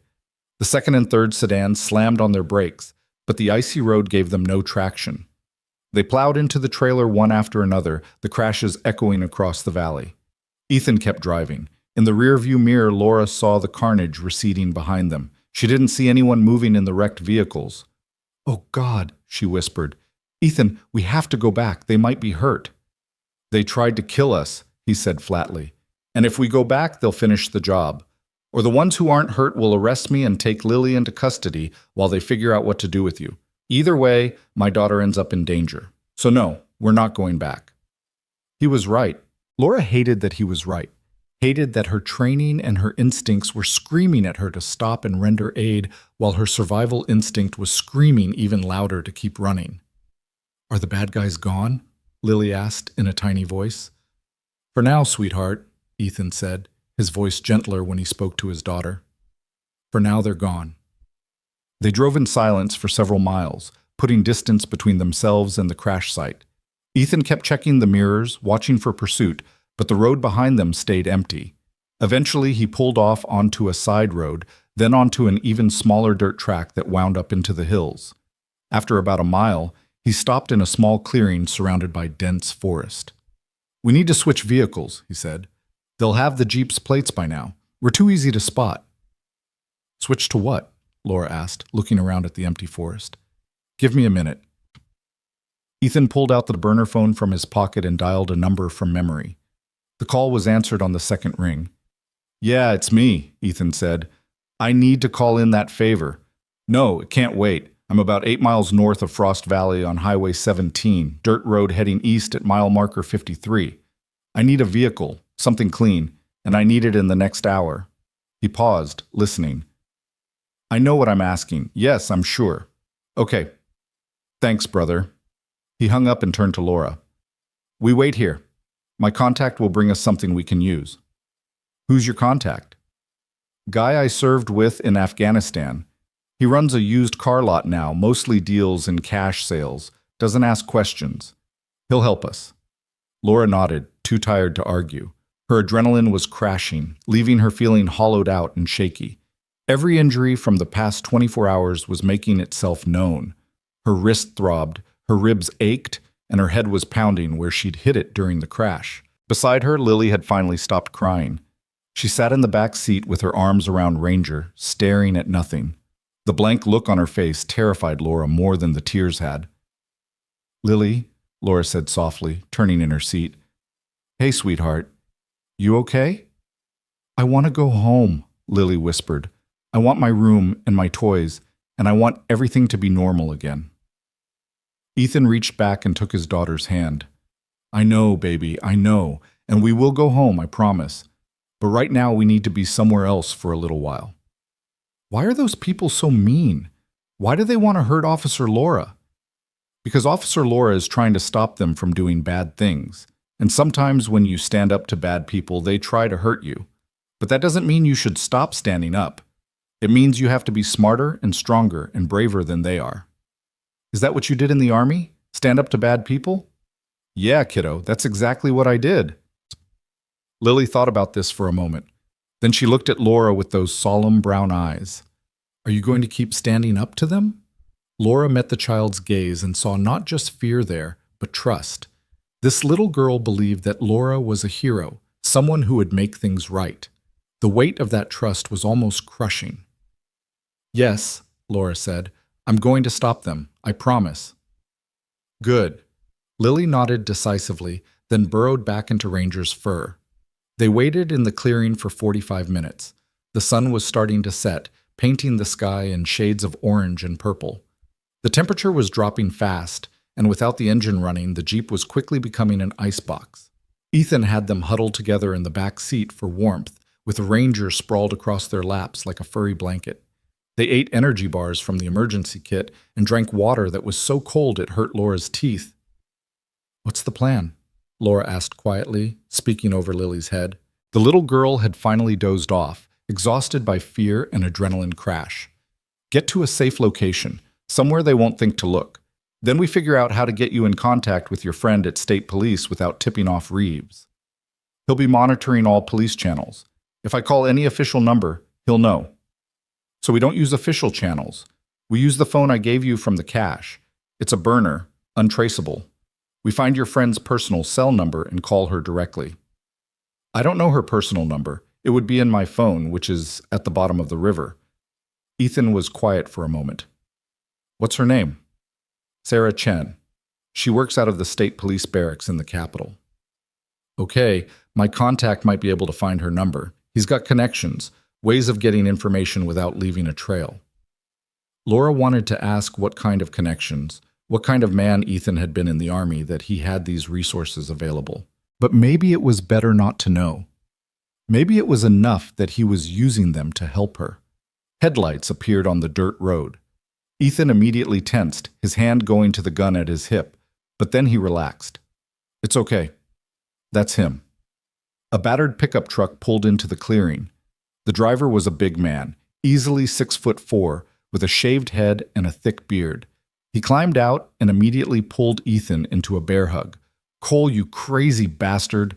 What kind of trouble have you gotten yourself into? The kind that needs discretion, Marcus. Marcus's eyes swept over the Jeep, taking in the bullet hole in the windshield, the damage to the front bumper. Then he looked at Laura and Lily, and his expression sobered. This is serious. Deadly serious. Okay. Marcus reached into his truck and pulled out a set of keys. 2008 Honda Accord. Clean title. Registered to a shell company I set up for exactly this kind of situation. Tank's full. Maintenance is up to date. It'll get you where you need to go without attracting attention. Where is it? About a quarter-mile down the road.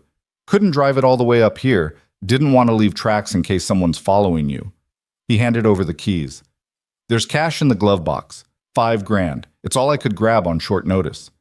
Marcus, I can't. Shut up and take it. You saved my ass in Kandahar. This doesn't even come close to repaying that debt. Marcus glanced at Lily again, and his voice softened.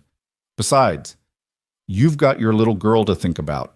Whatever this is, whoever you're running from, you keep her safe. That's all that matters. Ethan's throat worked. Thank you, brother. Don't mention it. Seriously, don't mention it. I was never here. I didn't see you. I don't know where you're going. And if anyone asks, this conversation never happened. Understood. Marcus climbed back into his truck. Before he drove away, he rolled down his window. Cole? That phone number you asked about? Sarah Chen? I'll text it to your burner in an hour, and I'll include a secure location where you can lay low for a few days. Friend of mine runs a hunting cabin about 80 miles from here. He owes me. He won't ask questions. You're a lifesaver.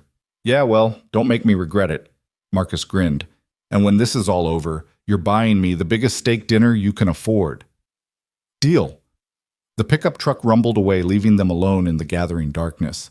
Ethan gently shook Lily awake. Come on, baby. We need to move to a different car. Lily blinked sleepily. Where are we going? Somewhere safe, somewhere the bad guys can't find us. They transferred their meager supplies to the Honda, a nondescript silver sedan that looked like a million other cars on the road. Ethan wiped down the Jeep, removing any fingerprints, then led them down the dirt road to where Marcus had left the Honda. The sedan was exactly as promised, clean, maintained, anonymous. They piled in, with Lily and Ranger in the back seat again, and headed back out to the highway. Night had fully fallen now. The dashboard clock read 6:15. Somewhere back in Frost Valley, Reeves was probably organizing a manhunt. He'd have found the crashed Jeep by now, would know they'd escaped. He'd be furious, desperate, and that made him even more dangerous. But they had a head start. And they had help, thanks to Marcus. It wasn't much, but it was something.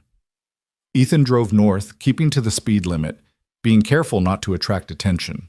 They passed through small towns that were already buttoned up for the night, windows glowing warm against the cold darkness. After about an hour, the burner phone chirped. Ethan pulled over at a gas station and checked the message while Laura pumped gas, and Lily took Ranger for a quick walk. When they got back in the car, Ethan's expression was grim but determined. Marcus came through. He got Sarah Chen's personal cell number. And the location of that hunting cabin, it's about another hour north, up in the mountains. Remote, off the grid, perfect place to hide while we figure out our next move. Did he say how he got Sarah's number? I didn't ask, and he didn't volunteer. Sometimes it's better not to know. Laura couldn't argue with that logic. She took the phone and stared at Sarah's number, memorizing it. Her friend. Her lifeline to the outside world.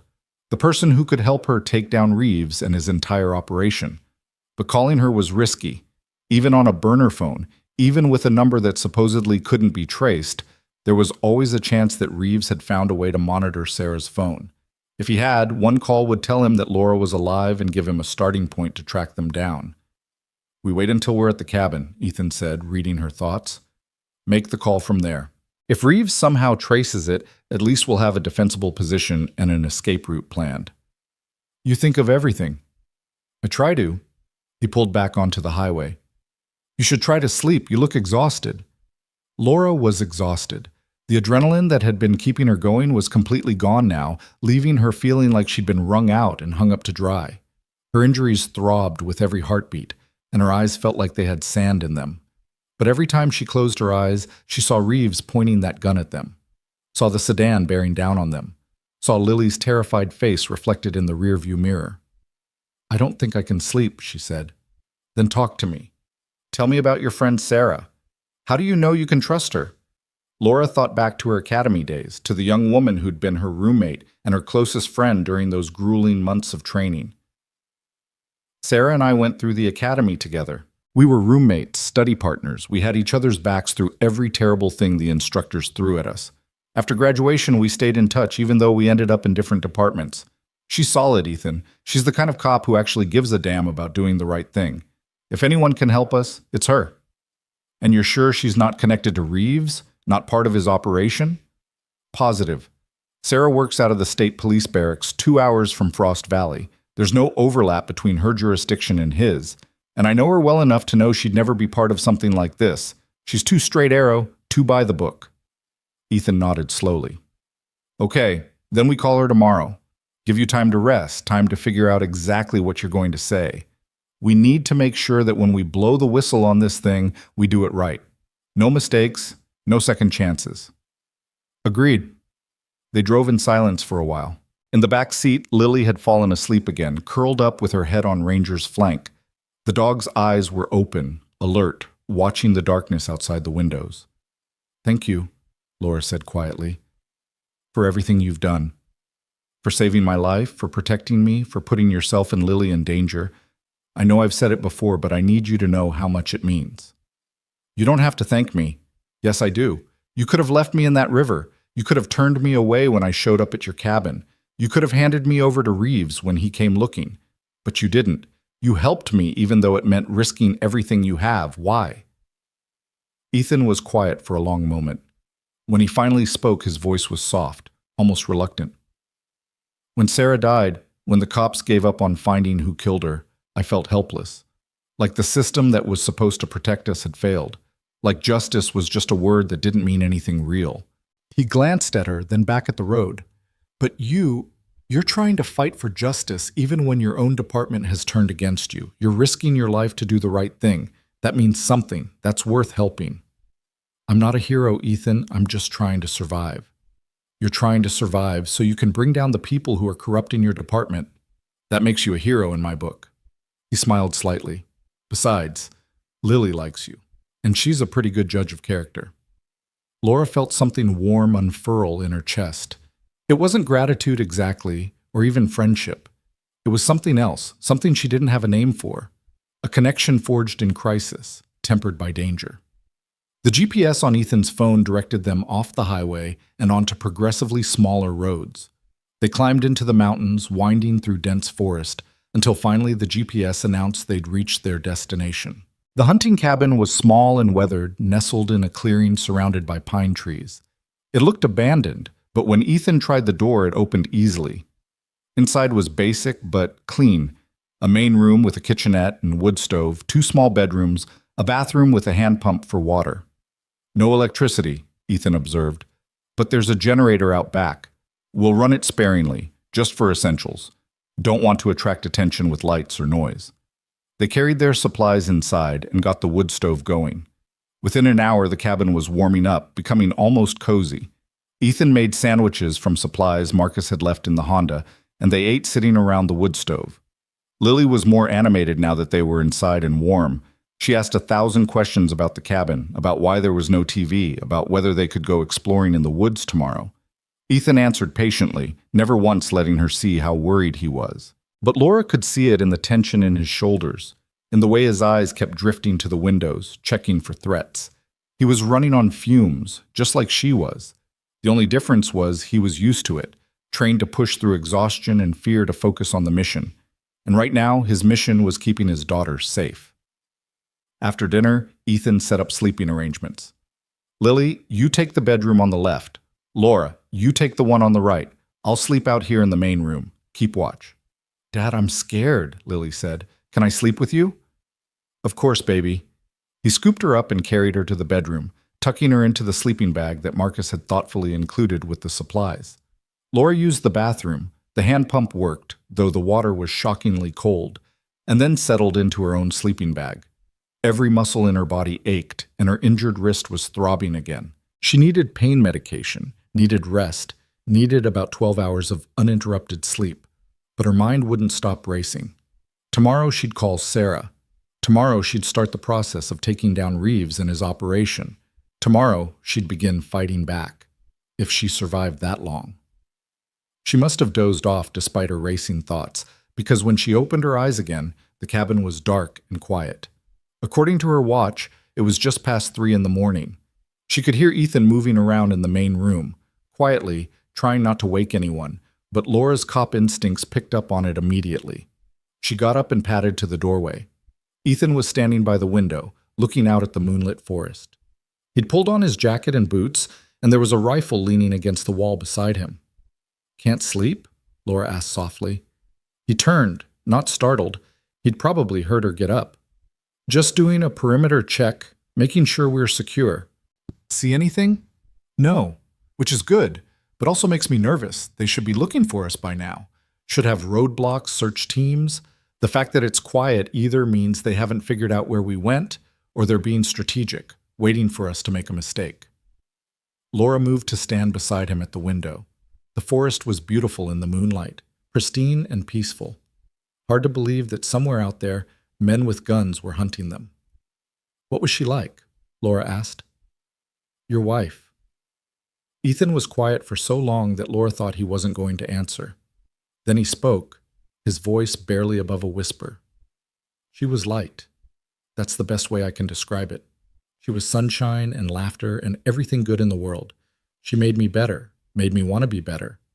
And when she died, the light went out. He paused. Except for Lily. Lily's got her mother's light. That's what keeps me going. She seems like an amazing kid. She is. Sometimes I look at her and I see Sarah so clearly it hurts. The same smile, the same way of tilting her head when she's thinking. The same absolute certainty that the world is fundamentally good and people are fundamentally kind. His jaw tightened. I'm terrified that this, what's happening right now, will break that certainty. Will teach her that the world isn't safe, that people can't be trusted. Kids are resilient, Laura said. She'll be okay. Will she? I've spent 3 years trying to give her a stable, safe life, trying to make sure she never has to see the ugly side of the world. And now, because I helped you, which I don't regret, don't get me wrong, she's caught up in a manhunt. She watched armed men chase us. She heard gunshots. She's sleeping in a strange cabin in the middle of nowhere because it's not safe to go home. I'm sorry, Laura said. I'm so sorry I brought this into your life. Don't apologize. You didn't bring this. Reeves and his people did. Ethan turned to look at her. But I need you to promise me something. When this is over, when you've brought them down and justice has been served, you'll disappear from our lives. Lily's already getting attached to you. She thinks you're some kind of superhero. If you stick around, if you become a permanent fixture, and then something happens to you because of your job, it'll destroy her. She can't lose another person she cares about. The words hit Laura like a physical blow. Because somewhere in the back of her mind, she'd been imagining what might come after, had been thinking about these two people who'd risked everything for her, wondering if maybe they could be something more than temporary allies. Wondering if maybe, when the danger passed, there could be something here worth exploring. But Ethan was right. Lily couldn't afford to lose anyone else, and Laura's job was dangerous even on a good day. Getting involved with this family would be selfish, would put them at risk. Okay, she said quietly. When this is over, I'll disappear. You have my word. Ethan nodded, then turned back to the window. They stood in silence for a while, watching the moonlight on the snow. Finally, Laura went back to her room. But sleep didn't come easy. She lay in the darkness, listening to the wind in the trees, and tried not to think about what she was giving up before she even had a chance to have it. Morning came too soon. Laura woke to the smell of coffee and found Ethan already up, heating water on the wood stove. Lily was still asleep in the other bedroom, and Ranger was curled up outside her door like a furry guardian. "Morning," Ethan said. "Coffee?" "Please." He poured her a cup of instant coffee. It was terrible, but it was hot and caffeinated, so Laura wasn't complaining. They sat at the small table and Ethan pulled out the burner phone. "Time to make the call," he said. "You ready?" Laura took a deep breath. "Ready as I'll ever be." She dialed Sarah's number, and her heart pounded as the phone rang once, twice, 3 times. Please pick up, she thought. Please be there. "Hello?" Sarah's voice, cautious and questioning. She wouldn't recognize the number. "Sarah, it's Laura." A long pause, then, "Laura, oh my God, we thought you were dead. There was a report that you crashed your car, that you drowned in the river. Where are you? Are you okay?" "I'm alive, but I'm not okay. Sarah, I need your help. Everything I told you about the corruption in Frost Valley, it's worse than I thought. My captain tried to have me killed. He's got at least a dozen officers working with him, maybe more. I have evidence, but it went down with my car. I need protection. I need to get this investigation to the FBI. I need—" "Laura, slow down. You're saying Captain Reeves tried to kill you?" "Yes. He ran me off the road. I barely escaped. And now he's hunting me, Sarah. He has people looking for me, and if they find me, I'm dead." "Where are you right now?" Laura hesitated. Something in Sarah's voice had changed, a subtle shift in tone that made Laura's instincts prickle. "I can't tell you that yet," Laura said carefully.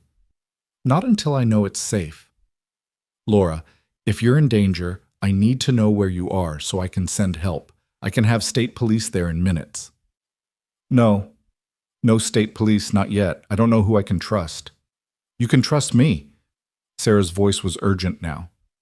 "I'm your friend Laura. Let me help you." And that's when Laura heard it. A faint sound in the background of Sarah's call. A voice, male, saying something indistinct. "Sarah?" Laura said slowly. "Are you alone right now?" Another pause, just a fraction too long. "Yes, of course I'm alone." Laura's blood ran cold. Sarah was lying. There was someone with her, someone who was probably listening to every word of this conversation. Ethan had picked up on it too. His eyes met Laura's across the table, and he mouthed one word, "Hang up." But before Laura could end the call, Sarah spoke again. "Laura, please, tell me where you are. Captain Reeves is here with me. He wants to help you. He says there's been a terrible misunderstanding." Laura felt like she'd been punched in the gut. Reeves was there. With Sarah. Which meant either Sarah had been working with him all along, or he'd gotten to her somehow, convinced her that Laura was the problem. "A misunderstanding?" Laura's voice came out hard, controlled. "He tried to kill me, Sarah. He says you're confused, possibly suffering from hypothermia-related hallucinations. He says you crashed your car and wandered into the woods, that you're not thinking clearly." Sarah's voice was pleading now. "He just wants to bring you in safely, get you medical attention. Please, Laura, trust me." "Put him on," Laura said. A rustling sound, then Reeves' smooth voice filled her ear. "Officer Bennett." "Thank God you're alive. We've all been so worried about you." "Cut the crap, Reeves. I know what you're doing. I know about the drug operation, about the corruption, and I'm going to bring you down. Laura, I understand you're frightened and confused right now, but you need to come in. We can sort all of this out at the station. So you can finish what you started? No thanks. I don't know what you think happened, but I assure you, I think you tried to murder me because I found evidence of your criminal enterprise. I think you have half the department on your payroll. And I think you're using my friend right now to try to locate me so you can send your thugs to finish the job." Reeves's voice dropped all pretense of concern. Now it was cold, hard, dangerous. You're making a mistake, Bennett. You can't run forever, and everyone you involve in this, everyone who helps you, will pay the price. Is that what you want? More blood on your hands? The only blood will be on your hands when I bring you to justice. Justice? He laughed, a sound without humor. You really think you can take me down? You have no evidence, no backup, no resources. You're alone, you're injured, and you're running out of places to hide. This ends one way, Bennett. With you in a body bag or in a cell, your choice. There's a third option you're not considering. And what's that? I win. Laura hung up. Her hands were shaking. Ethan gently took the phone from her and removed the battery, making it impossible to track. He has Sarah, Laura said numbly. My friend. The one person I thought I could trust. We don't know if she's working with him or if he coerced her somehow. It doesn't matter. Either way, she can't help us. We're on our own. Lily appeared in the doorway, rubbing sleep from her eyes. What's wrong? Why do you look sad, Officer Laura? Laura forced a smile.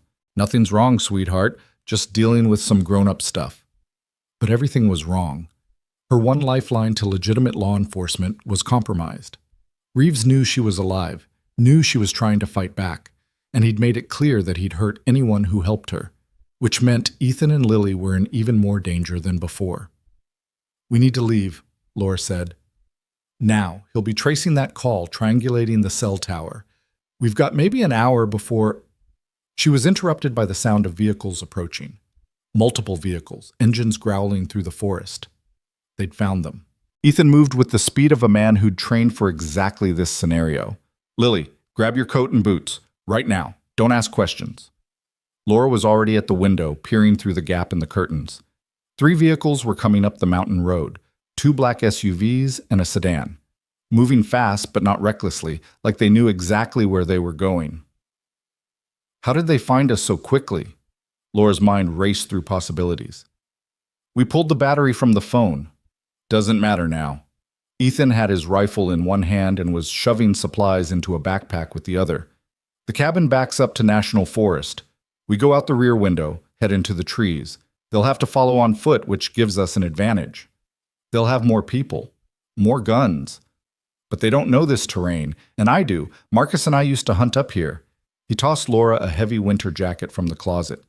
Put this on. Lily, come here, baby. Lily emerged from the bedroom, her face pale but her jaw set with determination that was heartbreaking in someone so young. She was already wearing her pink parka and boots. Ranger stood beside her, hackles raised, a low growl rumbling in his chest. Are we running again? Lily asked. Yeah, sweetheart, we're running again. Ethan knelt down to her level. Remember the games we used to play in the woods? How you'd follow me real quiet, stepping exactly where I stepped? Like ninjas, Lily said. Exactly like ninjas. We're going to play that game now. Can you do that for me? I can do it, Daddy. The sound of car doors slamming echoed through the forest. Men's voices calling out to each other. They were surrounding the cabin. Ethan threw open the back window. Go! Now! Laura went first, dropping into the snow outside.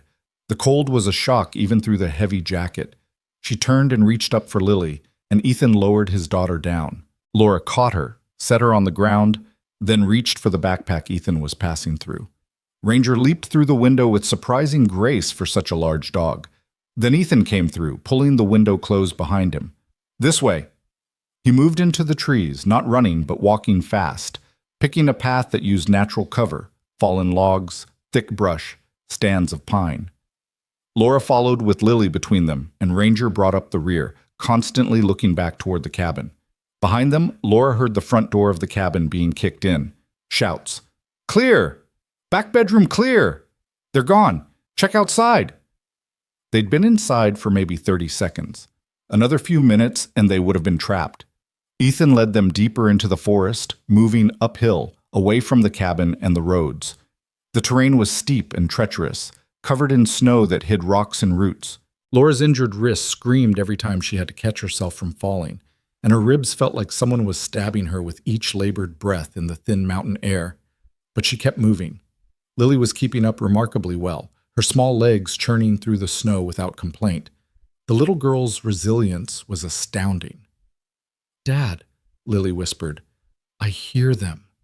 She was right. The sound of pursuit was getting closer. Shouting voices, breaking branches. At least 4 men, maybe more, crashing through the forest behind them. "I know, baby. Keep going. Don't look back." They climbed for another 15 minutes, Laura's lungs burning with the effort. Then Ethan held up a hand, signaling them to stop. He was breathing hard but not gasping, his military conditioning still serving him well. "There's a ridge up ahead," he said quietly. "On the other side is a steep drop down to a creek bed. We can use it to lose them. The water will hide our tracks." "How steep?" Laura asked. "Steep enough that they'll have trouble following, but we can do it if we're careful." Laura looked at Lily, who was shivering despite her warm coat. The little girl's cheeks were flushed with exertion and cold, but she nodded bravely. "I can do it," Lily said. They pushed onto the ridge. When they reached it, Laura saw what Ethan meant.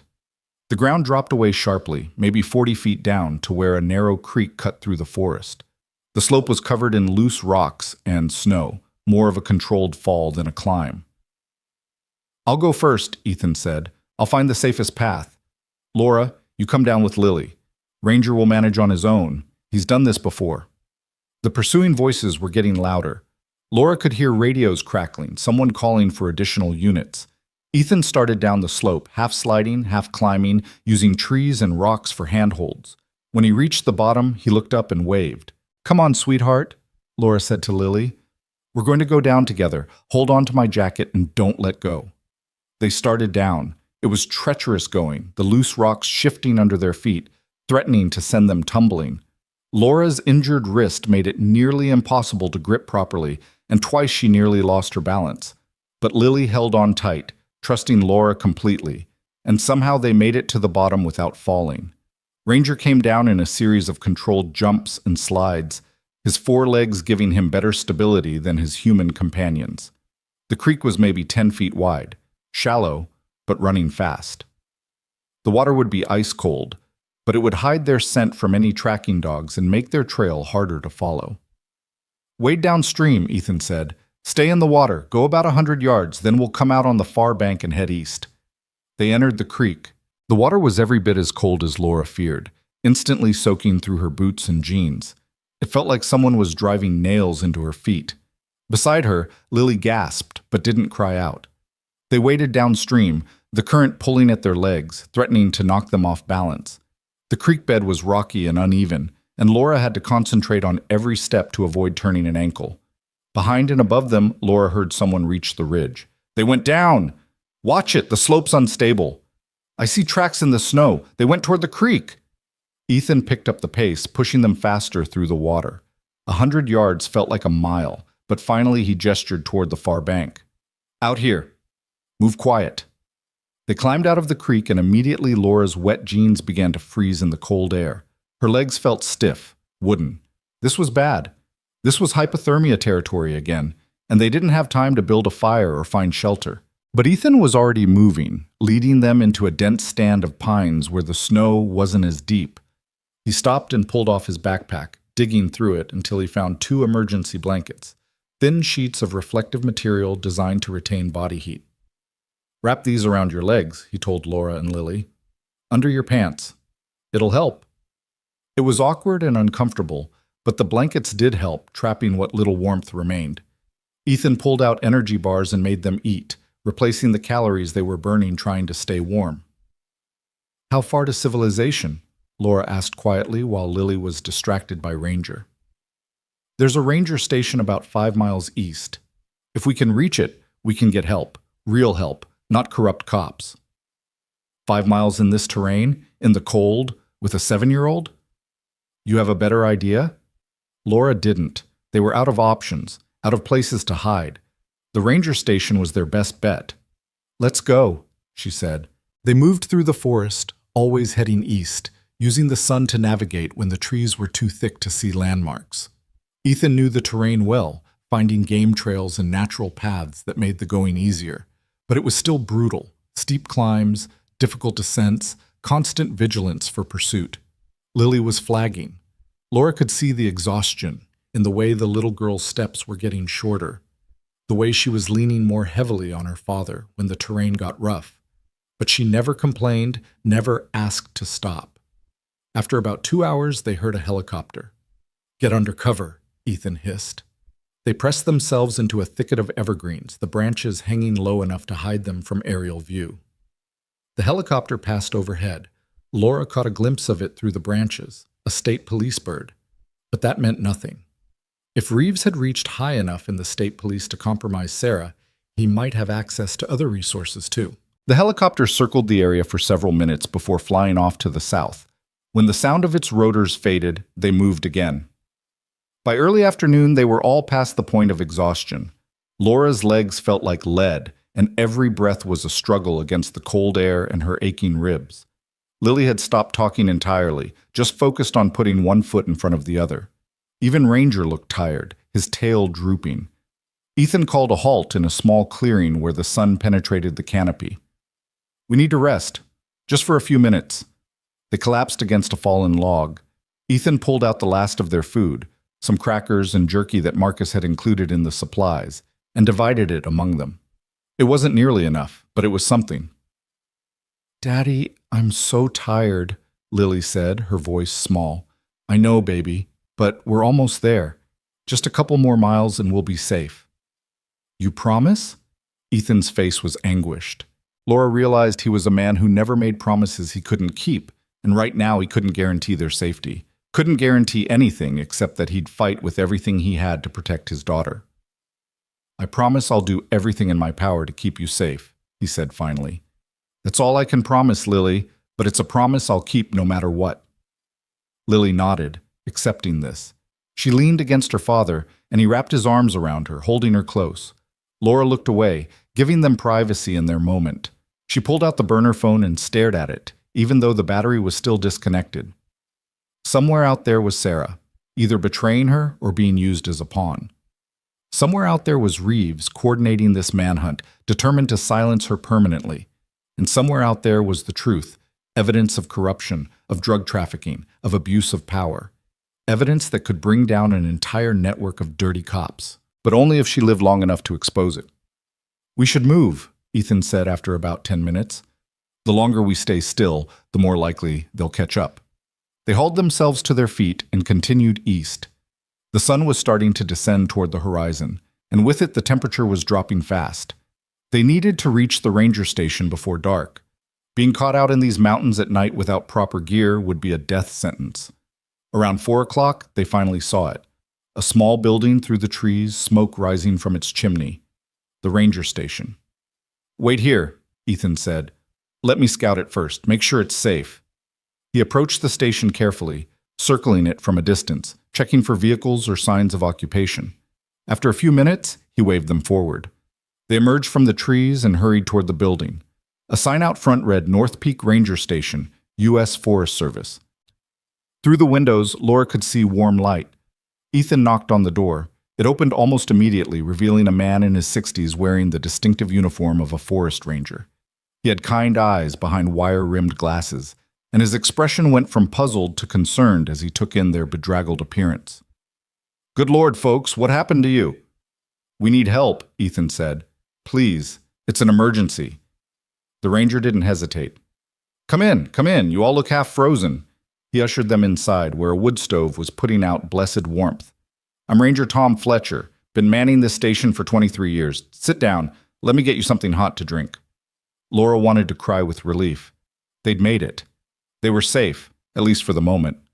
Fletcher moved around his small station with practiced efficiency, putting on a kettle for tea, pulling out blankets, radioing to his headquarters that he had visitors who needed assistance. "Now," he said, settling into a chair across from them. "You want to tell me what's going on? I've been hearing chatter on the police bands all day about a fugitive in the area. Don't suppose that has anything to do with you folks?"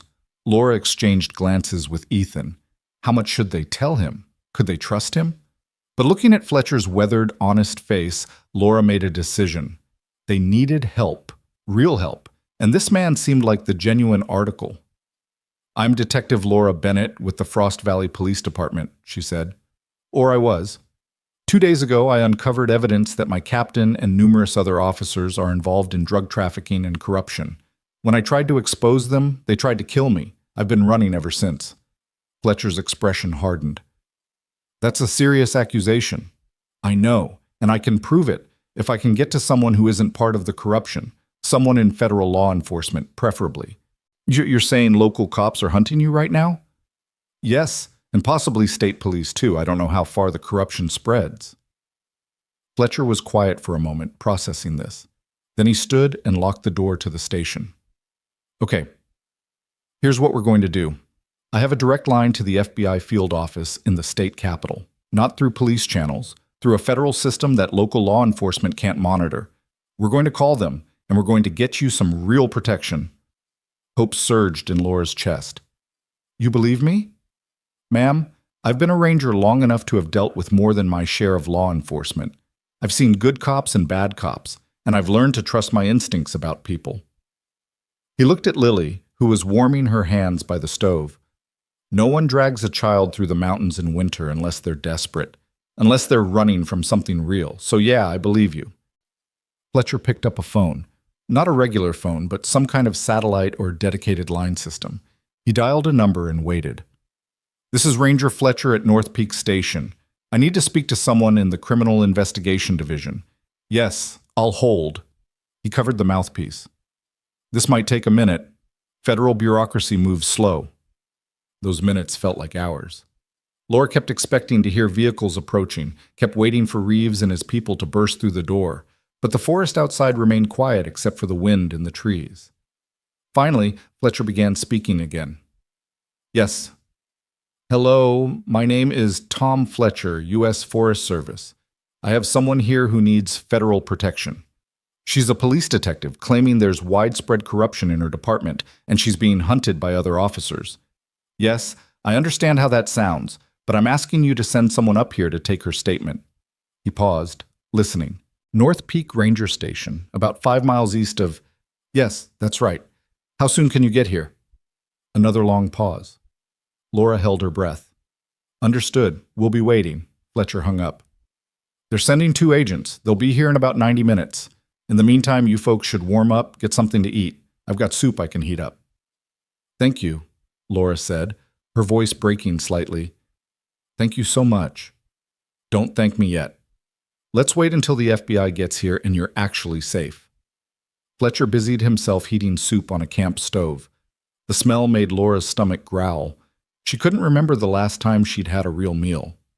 While he worked, Ethan helped Lily out of her wet boots and wrapped her feet in warm, dry socks from Fletcher's supply cabinet. Daddy, are we really safe now? Lily asked. Getting there, sweetheart. Getting there. They ate soup and crackers, and Laura felt strength returning to her limbs. The warmth of the station was almost overwhelming after so long in the cold. She wanted to close her eyes, wanted to sleep for about a week. But she couldn't relax yet. Not until the FBI arrived. Not until she was in protective custody and Ethan and Lily were truly safe. An hour passed. Fletcher made small talk, telling stories about his years as a ranger, the animals he'd encountered, the hikers he'd rescued from various predicaments. It was clear he was trying to distract them, to keep their minds off the danger they were still in. Lily was nodding off, her head on her father's shoulder, when Ranger suddenly stood up. His ears pricked forward, and a low growl rumbled in his chest. Everyone froze. Someone's coming, Ethan said quietly. Fletcher moved to the window and peered out. His face went pale. That's not the FBI. Wrong vehicles. Those are state police cruisers. Laura's heart sank. How many? 3 cars, maybe 6 officers. They found us. Laura was already standing, her mind racing through options. We need to leave. Now. There's a back door, Fletcher said. Leads into the forest. I can hold them off. Tell them you went a different direction. They'll hurt you, Laura said. These aren't good cops. They're criminals. I'm a federal employee. They won't dare touch me. But Fletcher's voice lacked conviction. The cruisers pulled up outside the station. Through the window, Laura watched as 6 men got out. She recognized 2 of them from the Frost Valley Department. The others wore state police uniforms, but Laura didn't know if they were legitimate or if Reeves had somehow gotten them on his payroll too. And then Captain Reeves himself emerged from the lead vehicle. He's here, Laura breathed. Reeves is here. Back door, Ethan said urgently. Lily, Ranger, let's go. Fletcher pointed them toward a door at the rear of the station. There's a trail that leads deeper into the forest. Follow it for about a mile and you'll reach an old fire lookout tower. It's been decommissioned, but the structure's still sound. You can hide there. Thank you, Laura said. Go, I'll buy you time. They slipped out the back door just as heavy knocking sounded on the front. Laura heard Fletcher call out, Hold on, I'm coming! Then they were running again, following a barely visible trail through the darkening forest. The sun was setting, painting the sky in shades of orange and purple that would have been beautiful if Laura hadn't been running for her life. Behind them, she heard shouting, Fletcher's voice raised in protest. Then a sound that made her blood run cold. A single gunshot. No, Laura whispered. Ethan grabbed her arm. Keep moving, don't stop. If we stop, he died for nothing. Laura wanted to go back, wanted to help Fletcher, but she knew Ethan was right. They had to keep running. It was the only way to honor what Fletcher had tried to do for them. They ran through the gathering darkness, Lily sobbing quietly as Ethan carried her, Ranger loping alongside them. The trail was steep and difficult to follow as the light faded, but they kept pushing forward, driven by desperation and grief and the terrible knowledge that a good man had just died trying to help them. The fire lookout tower appeared ahead of them like a skeletal ghost, its metal framework rising above the trees. The wooden cabin at the top looked weathered and abandoned, but when they climbed the switchback stairs, Laura's legs screaming with every step, they found the door unlocked. Inside was a single room with windows on all sides, giving a 360-degree view of the forest. There was old furniture covered in dust, some emergency supplies in a metal cabinet, and a radio system that looked like it hadn't worked in years. This is it, Ethan said, setting Lily down gently. This is where we make our stand. Laura moved to the windows. From this height, she could see for miles. Could see the ranger station in the distance, lights blazing. Could see flashlight beams moving through the forest, getting closer. They'd picked up the trail. They were coming. How long until the FBI gets there? Laura asked. Ethan checked his watch. If Fletcher's timing was right, they should arrive at the ranger station in about 30 minutes. Maybe they'll see what happened and call for backup. Or maybe Reeves will intercept them, kill them too. Laura felt despair threatening to overwhelm her. This has to stop. I can't let anyone else die because of me. This isn't because of you, Ethan said firmly. This is because of them. Because they chose corruption over honor, murder over justice. You didn't make these choices. They did. Doesn't matter whose fault it is if we're all dead. We're not dead yet. Ethan opened the emergency cabinet and pulled out what looked like flare guns. And we're not going down without a fight. He handed Laura one of the flare guns, then started checking the other supplies. There were emergency blankets, first aid kits, water bottles, and surprisingly, a box of shotgun shells, but no shotgun. Someone took the gun but left the ammo, Ethan muttered. Figures. The flashlight beams were getting closer. Laura could hear voices now, calling out to each other, coordinating their search. They'd be at the tower in minutes. Ethan pulled Lily close. Baby, I need you to hide. There's a storage closet over there. Get inside and close the door. No matter what you hear, no matter what happens, you stay hidden until Officer Laura or I come get you. Understand? I'm scared, Daddy.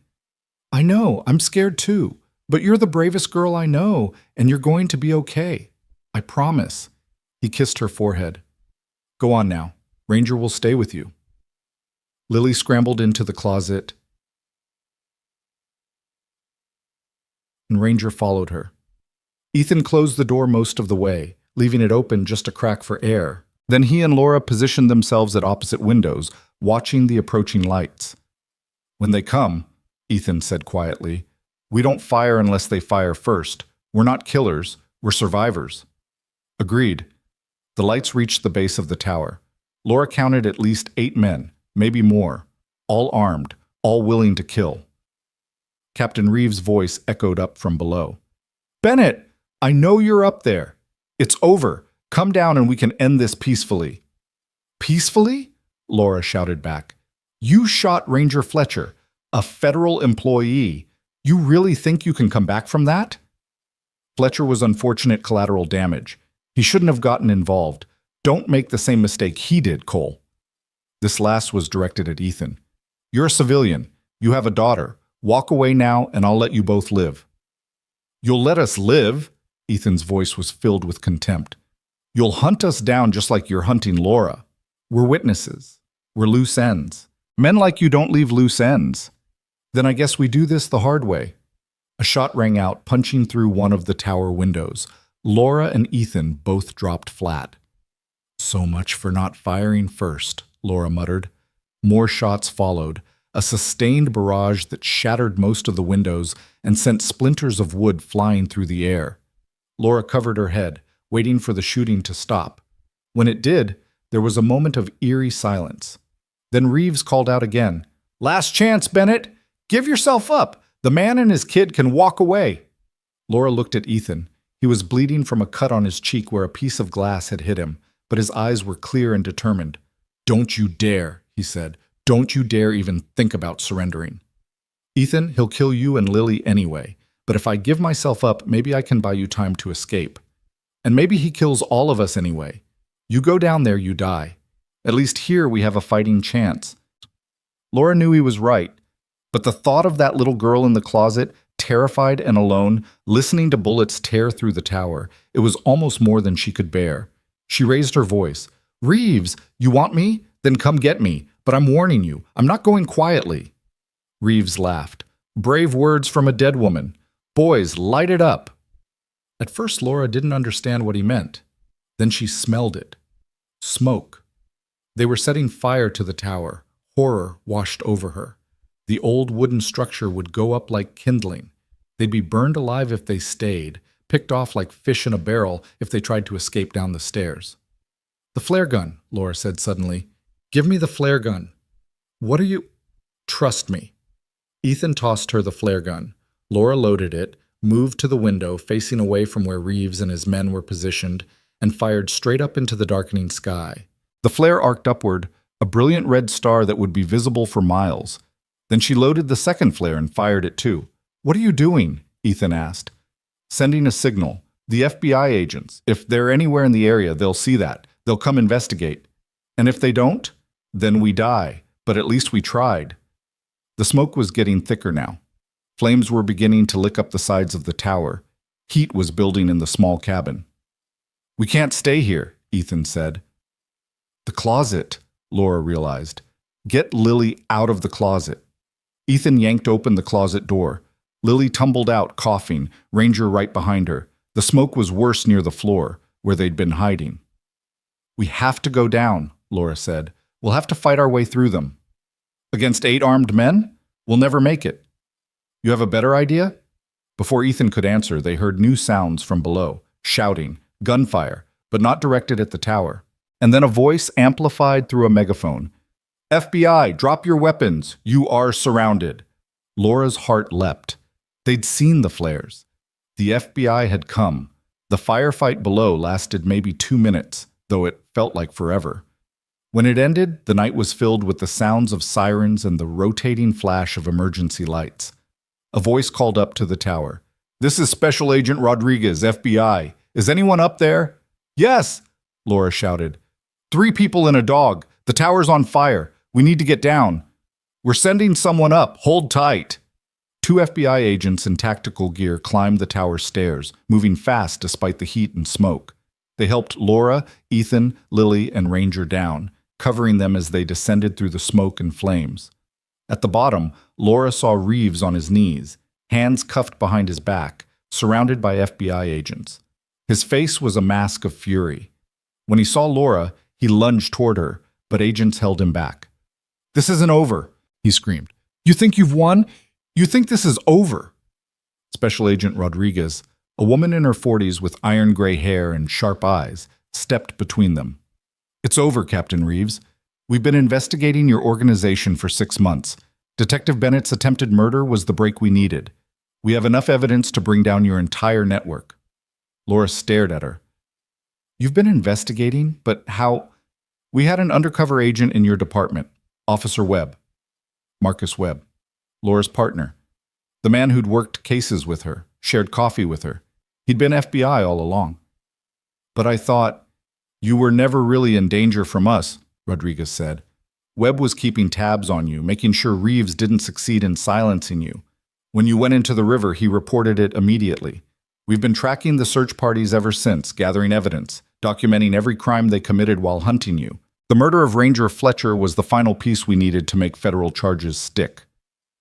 Laura's legs gave out. She sat down hard in the snow, overwhelmed by the enormity of what Rodriguez was saying. It was over. It was really over. Ethan sat down beside her, Lily in his arms. The little girl was crying, but they were tears of relief now, rather than fear. Is it really over, Daddy? Lily asked. Are the bad guys really caught? Yeah, sweetheart. They're caught. Officer Laura won. Lily looked at Laura with those big brown eyes. You're a real hero, just like I said. Laura didn't feel like a hero. She felt exhausted, traumatized, and grateful to be alive. But looking at this child who'd been through so much and still believed in heroes, she managed to smile. We all are, she said. Your dad, you, even Ranger. We're all heroes. The FBI agents processed the scene, taking statements, photographing evidence, loading Reeves and his accomplices into vehicles for transport. Paramedics arrived and checked everyone over. Laura's wrist was indeed sprained and needed proper treatment. Lily had minor frostbite on her toes, and Ethan had cuts and bruises that needed cleaning. But they were alive. Against all odds, they'd survived. As dawn broke over the mountains, painting the sky in shades of pink and gold, Laura sat in the back of an ambulance and watched FBI agents swarm over the scene. It was really over. The nightmare had ended. Agent Rodriguez approached her. We'll need you to come to the field office, give a full statement, but first get some rest. You've earned it.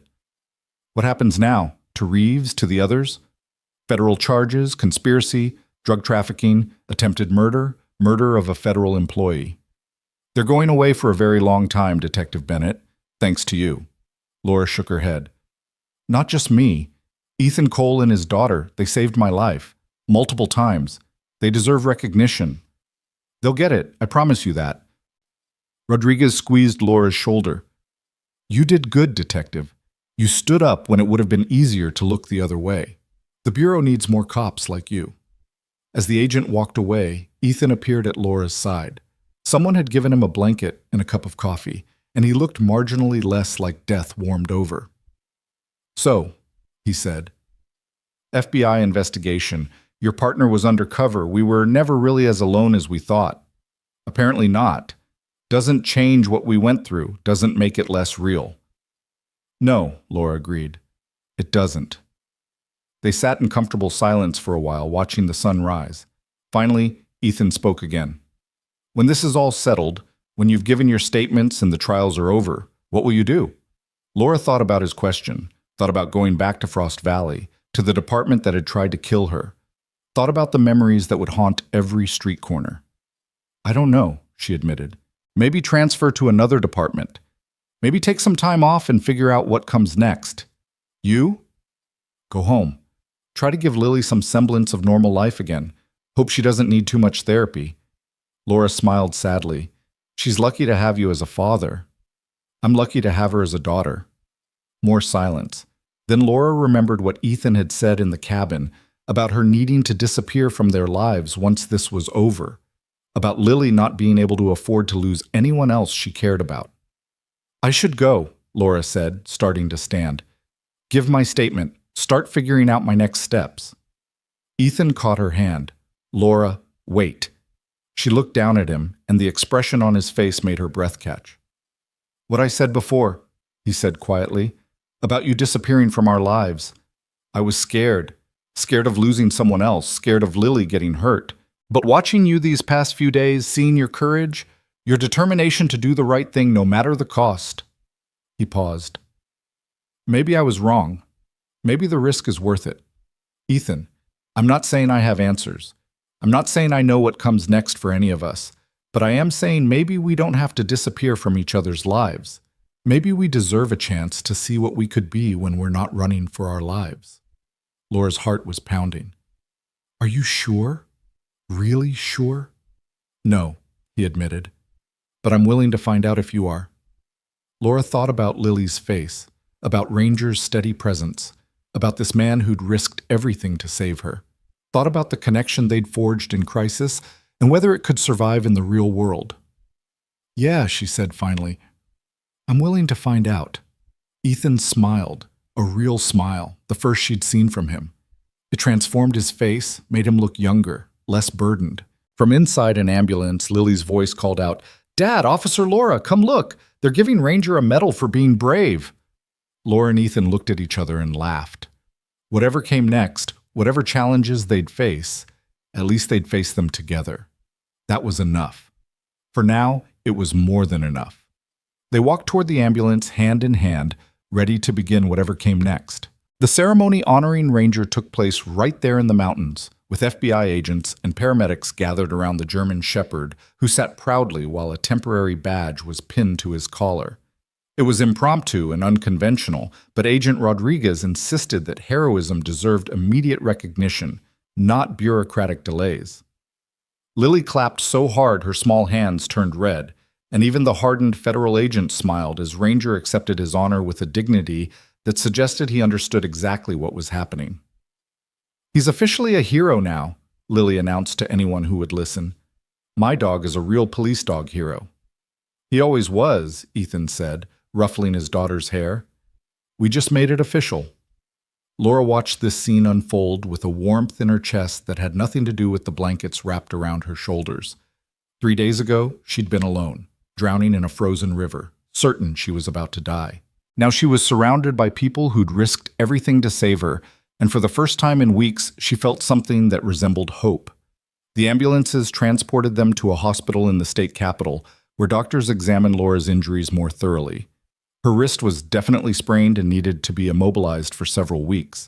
She had 3 cracked ribs, multiple contusions, and the beginnings of pneumonia from her time in the river and exposure to the cold. The doctor prescribed antibiotics, pain medication, and strict orders to rest. "You're lucky to be alive," the doctor said, not unkindly. "Another few hours in those conditions, and we'd be having a very different conversation." Laura knew she was right, knew that without Ethan and Lily and Ranger, without Fletcher's sacrifice and the FBI's timely arrival, she'd be dead in that tower or at the bottom of the river. Ethan and Lily were in the room next door receiving their own examinations. Lily's frostbite was minor and would heal completely with proper care. Ethan's cuts needed stitches, and he was malnourished and dehydrated, but otherwise in remarkable shape considering what they'd been through. When the doctors finally released them, with stern warnings about follow-up appointments and taking it easy, Agent Rodriguez was waiting in the hallway. "Detective Bennett, Mr. Cole, we've arranged hotel rooms for you. Federal protection until we're certain there are no remaining threats. We've arrested 12 officers from Frost Valley PD, 3 from state police, and we're still investigating how deep this network goes." "What about Captain Reeves?" Laura asked. "In custody, facing more charges than I can count. Murder, attempted murder, conspiracy, drug trafficking, racketeering, corruption of public officials. The list goes on. He'll spend the rest of his life in prison. We'll make sure of that." Some of the tension Laura had been carrying finally eased. Reeves was really caught, really going to pay for what he'd done. "There's something else," Rodriguez continued. "We found your evidence. The files you uploaded to the department server? Your partner, Agent Webb, secured them before Reeves could have them deleted. Everything you documented about the drug operation, the money laundering, the corruption, it's all there. It's all admissible in court." Laura felt tears spring to her eyes. "Marcus saved them. I didn't know he was FBI. I thought maybe he was part of it." "He thought you were incredible," Rodriguez said with a small smile. "Said you were the best cop he'd ever worked with. Said if more officers had your integrity, the Bureau wouldn't need to run undercover operations in police departments. Can I see him? Talk to him?" "He's being debriefed right now, but I'll let him know you asked. I'm sure he'd like to see you too." Boss. The hotel Rodriguez had arranged was actually a suite. 2 bedrooms, a living area, and a kitchenette. FBI agents were stationed in the hallway, and Rodriguez assured them that no one would get to them without going through federal protection first. "Rest tonight," Rodriguez said. "Tomorrow we'll start taking formal statements. It's going to be a long process, but we'll get through it together." After she left, Laura, Ethan, and Lily stood in the suite looking at each other with something like disbelief. They were safe. Actually, truly safe for the first time in days. "I need a shower," Ethan said. "Lily needs a bath. We all need to sleep for about a week." "Agreed," Laura said. But first they ordered room service, real food, hot and plentiful. Lily's eyes went wide at the menu options, and she ordered chicken fingers and French fries and ice cream with the enthusiasm of a child who'd earned every bit of indulgence. While they waited for the food, Ethan called Marcus to let him know they were safe. The conversation was brief but emotional. Marcus had been worried sick when he lost track of them in the manhunt, had feared the worst until the FBI raid. The food arrived, and they ate together around the small dining table. Lily chattered nonstop, the terror of the past days giving way to relief and excitement. She told Laura about her school, her friends, her favorite books. She asked Laura questions about being a police officer, about whether she'd ever caught any really bad guys before this. "A few," Laura admitted, "but none as bad as Captain Reeves." "Are you going to keep being a police officer?" Lily asked. It was the question Laura had been avoiding asking herself. She loved being a cop, loved serving and protecting. But could she go back to Frost Valley? Could she work in a department that had been so thoroughly corrupted? "I don't know yet, sweetheart," Laura said honestly. "I need to figure that out." After dinner, Lily had her bath and Ethan tucked her into one of the bedrooms. Laura could hear him reading to her, something about a princess and a dragon, his deep voice soft and soothing. Within minutes, Lily was asleep, exhausted by everything she'd been through. Ethan emerged from the bedroom, carefully closing the door behind him. He looked at Laura and gestured toward the balcony.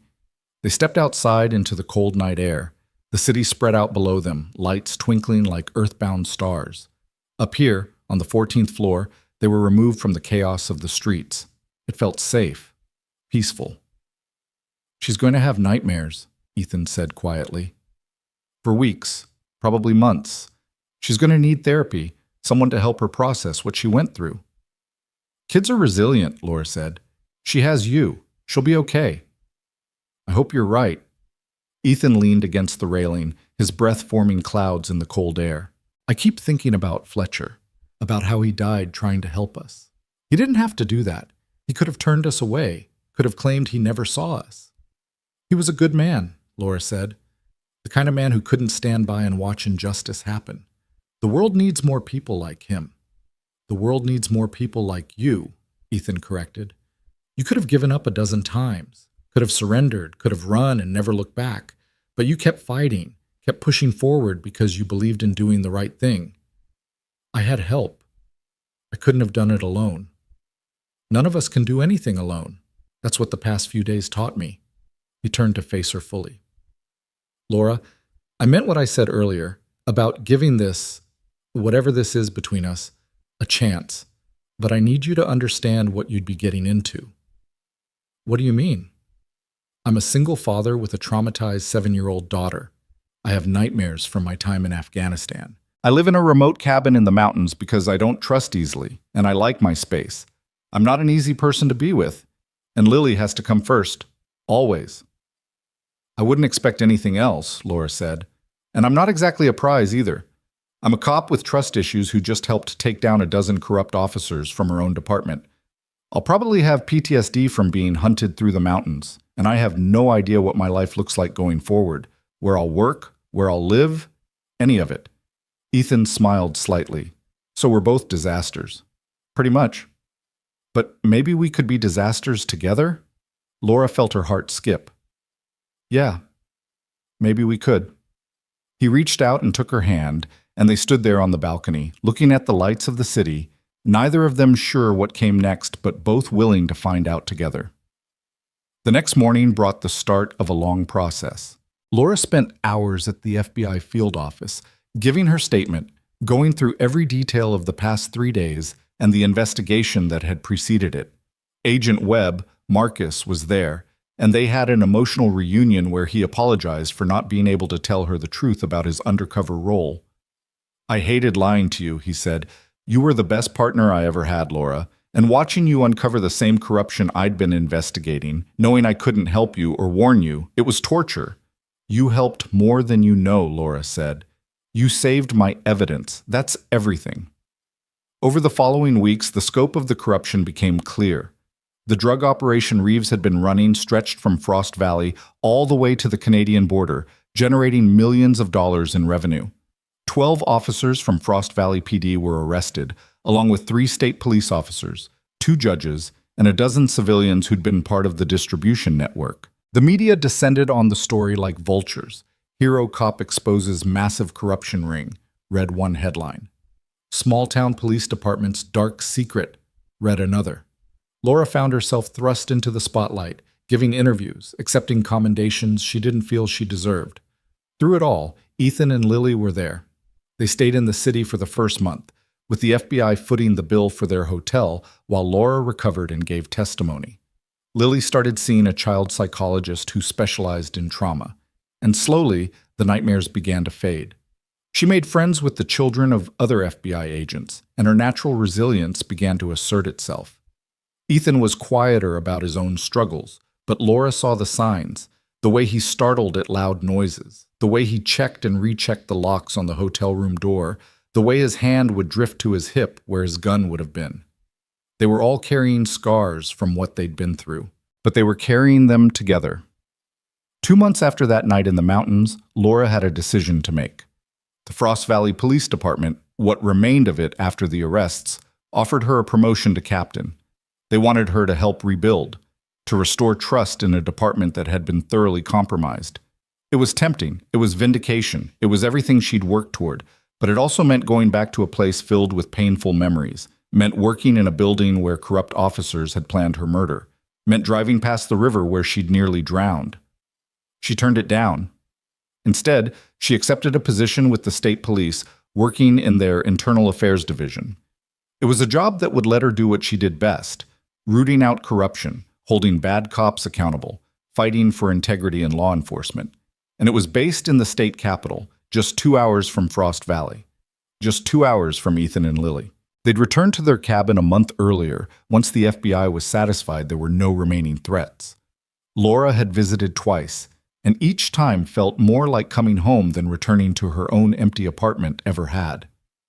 On a Saturday afternoon in early spring, almost exactly 4 months after that night in the frozen river, Laura drove up the mountain to the cabin.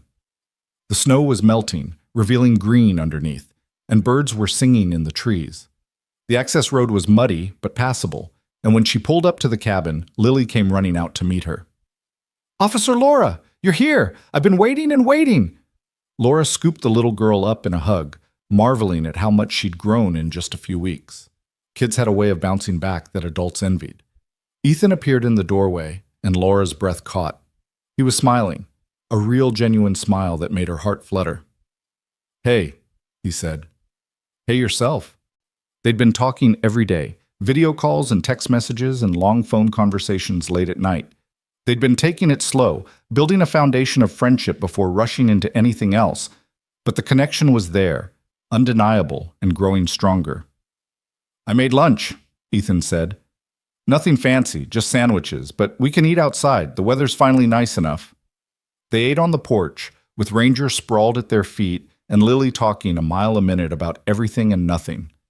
After lunch, Lily wanted to show Laura the fort she'd built in the woods, and they spent an hour exploring while Ethan cleaned up. When they returned, Ethan suggested a walk, just the two of them. Lily was happy to stay behind with Ranger and her art supplies, drawing pictures of all the adventures they'd had.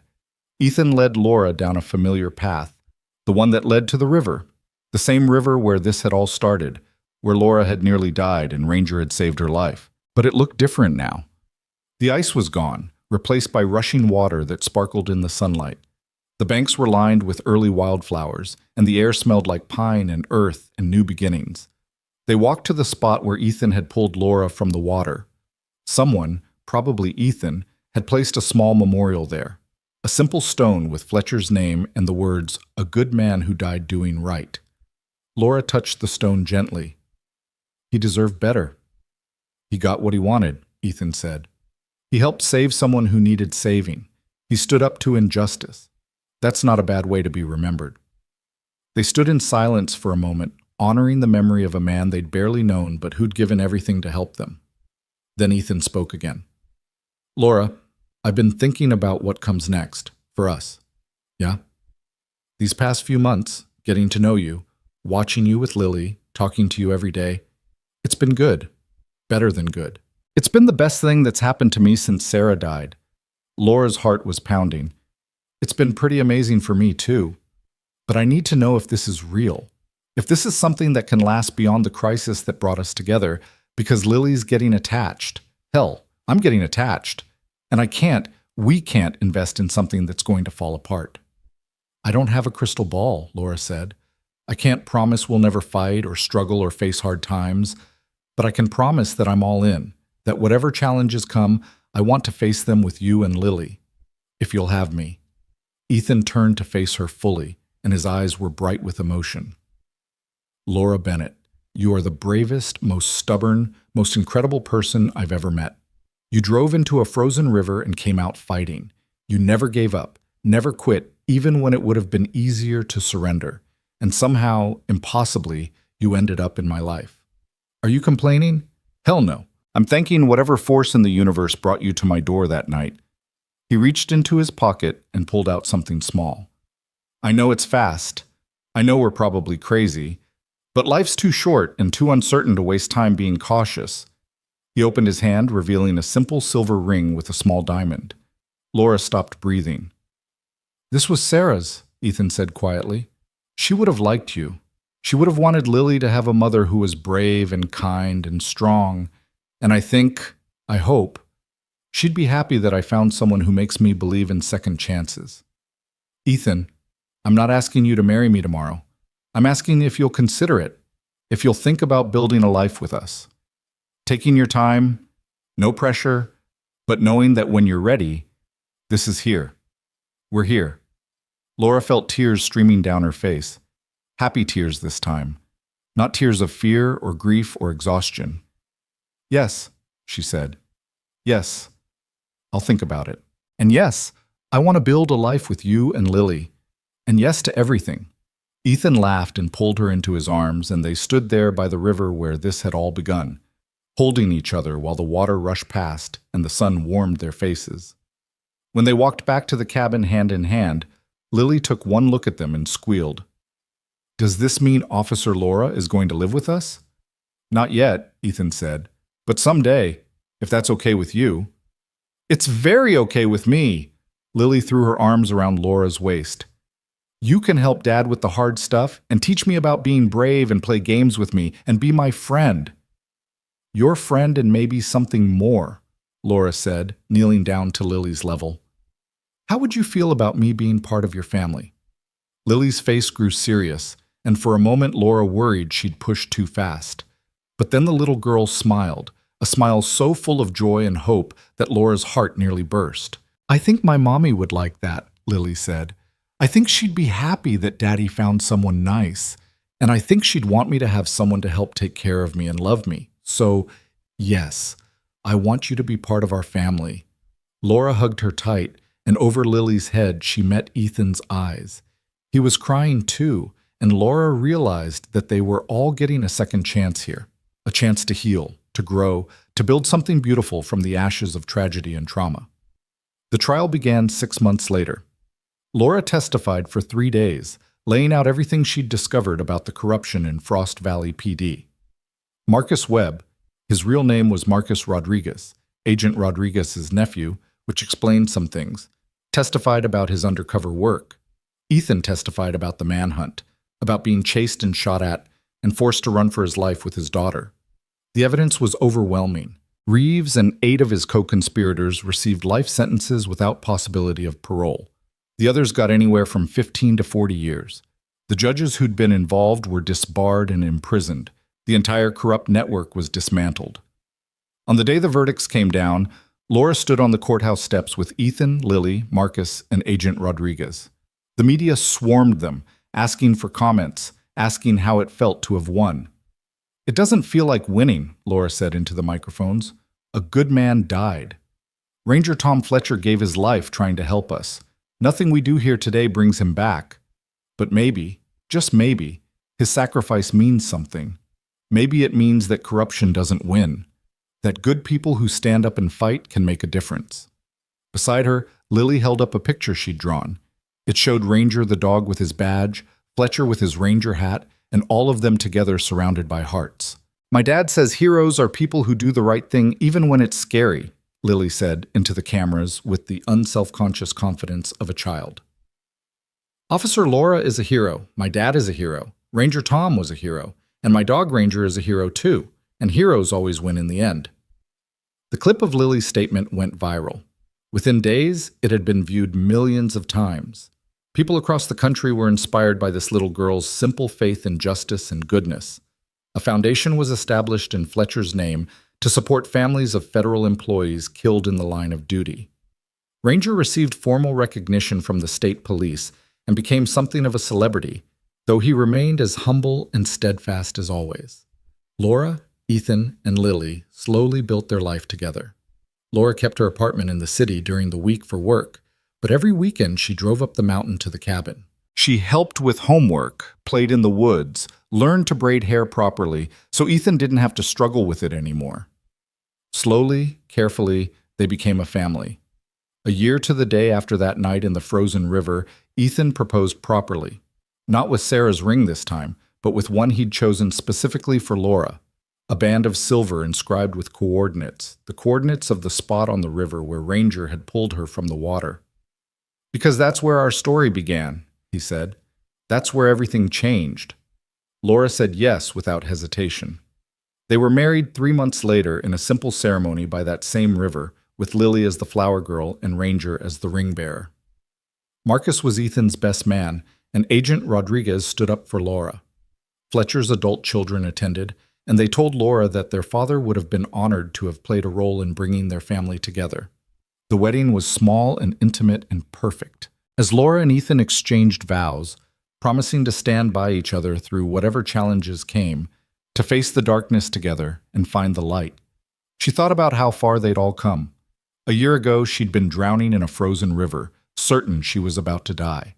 Now she was standing in the sunshine, surrounded by people she loved, beginning a new chapter. Life was strange and beautiful and unpredictable. Tragedy could strike without warning. But so could grace, so could love, so could second chances. As Ethan kissed her and Lily cheered and Ranger barked happily, Laura thought about all the people who'd helped bring them to this moment.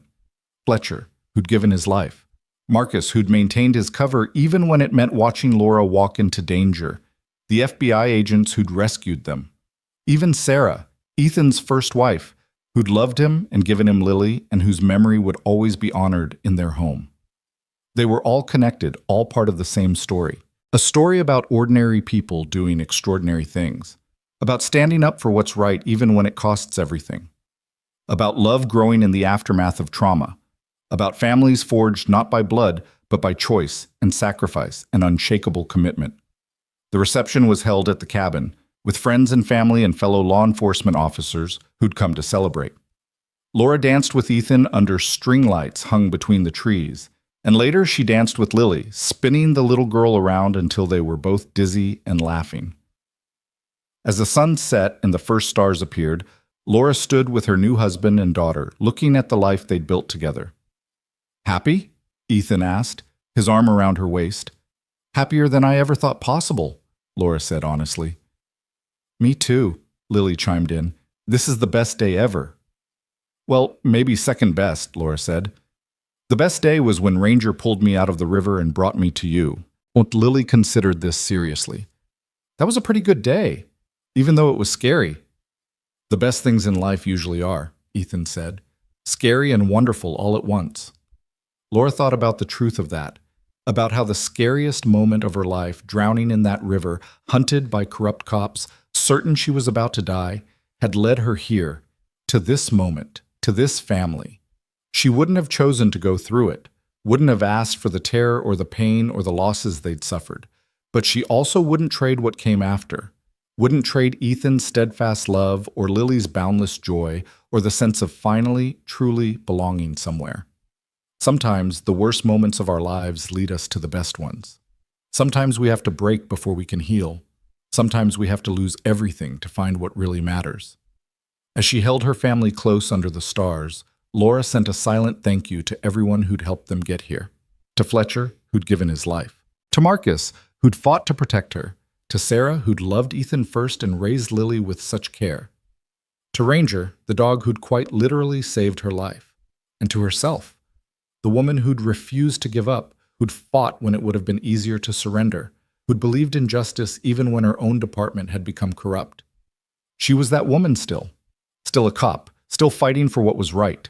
But now she had more to fight for, had a family to protect, a daughter to raise, a husband to grow old with. The road ahead wouldn't be easy. There would be challenges, struggles, hard days, and sleepless nights. But they'd face them together, just as they'd faced everything else. Together, they were stronger than any challenge that came their way. Together, they were unbreakable. And as the music played and the stars shone overhead, and Lily fell asleep against her father's shoulder, Laura thought about how a single moment could change everything.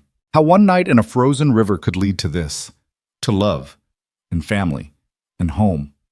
The dog had dragged a police officer from the river, but what happened after stunned more than just the cop force. It stunned everyone who heard the story. Because sometimes, in the darkest moments, we find not just survival, but something far more precious. We find our way home. And home, Laura had learned, wasn't a place. It was people. It was love. It was standing by the river with the man who'd saved her and the child who'd accepted her and the dog who'd brought them all together. It was this, right here, right now. And it was perfect.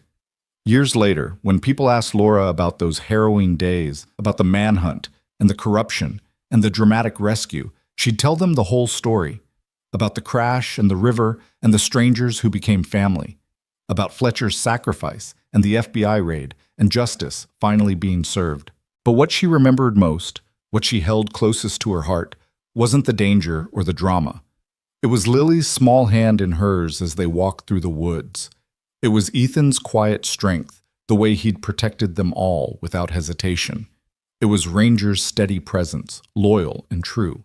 It was the way their broken pieces had somehow fit together to create something whole and beautiful and strong.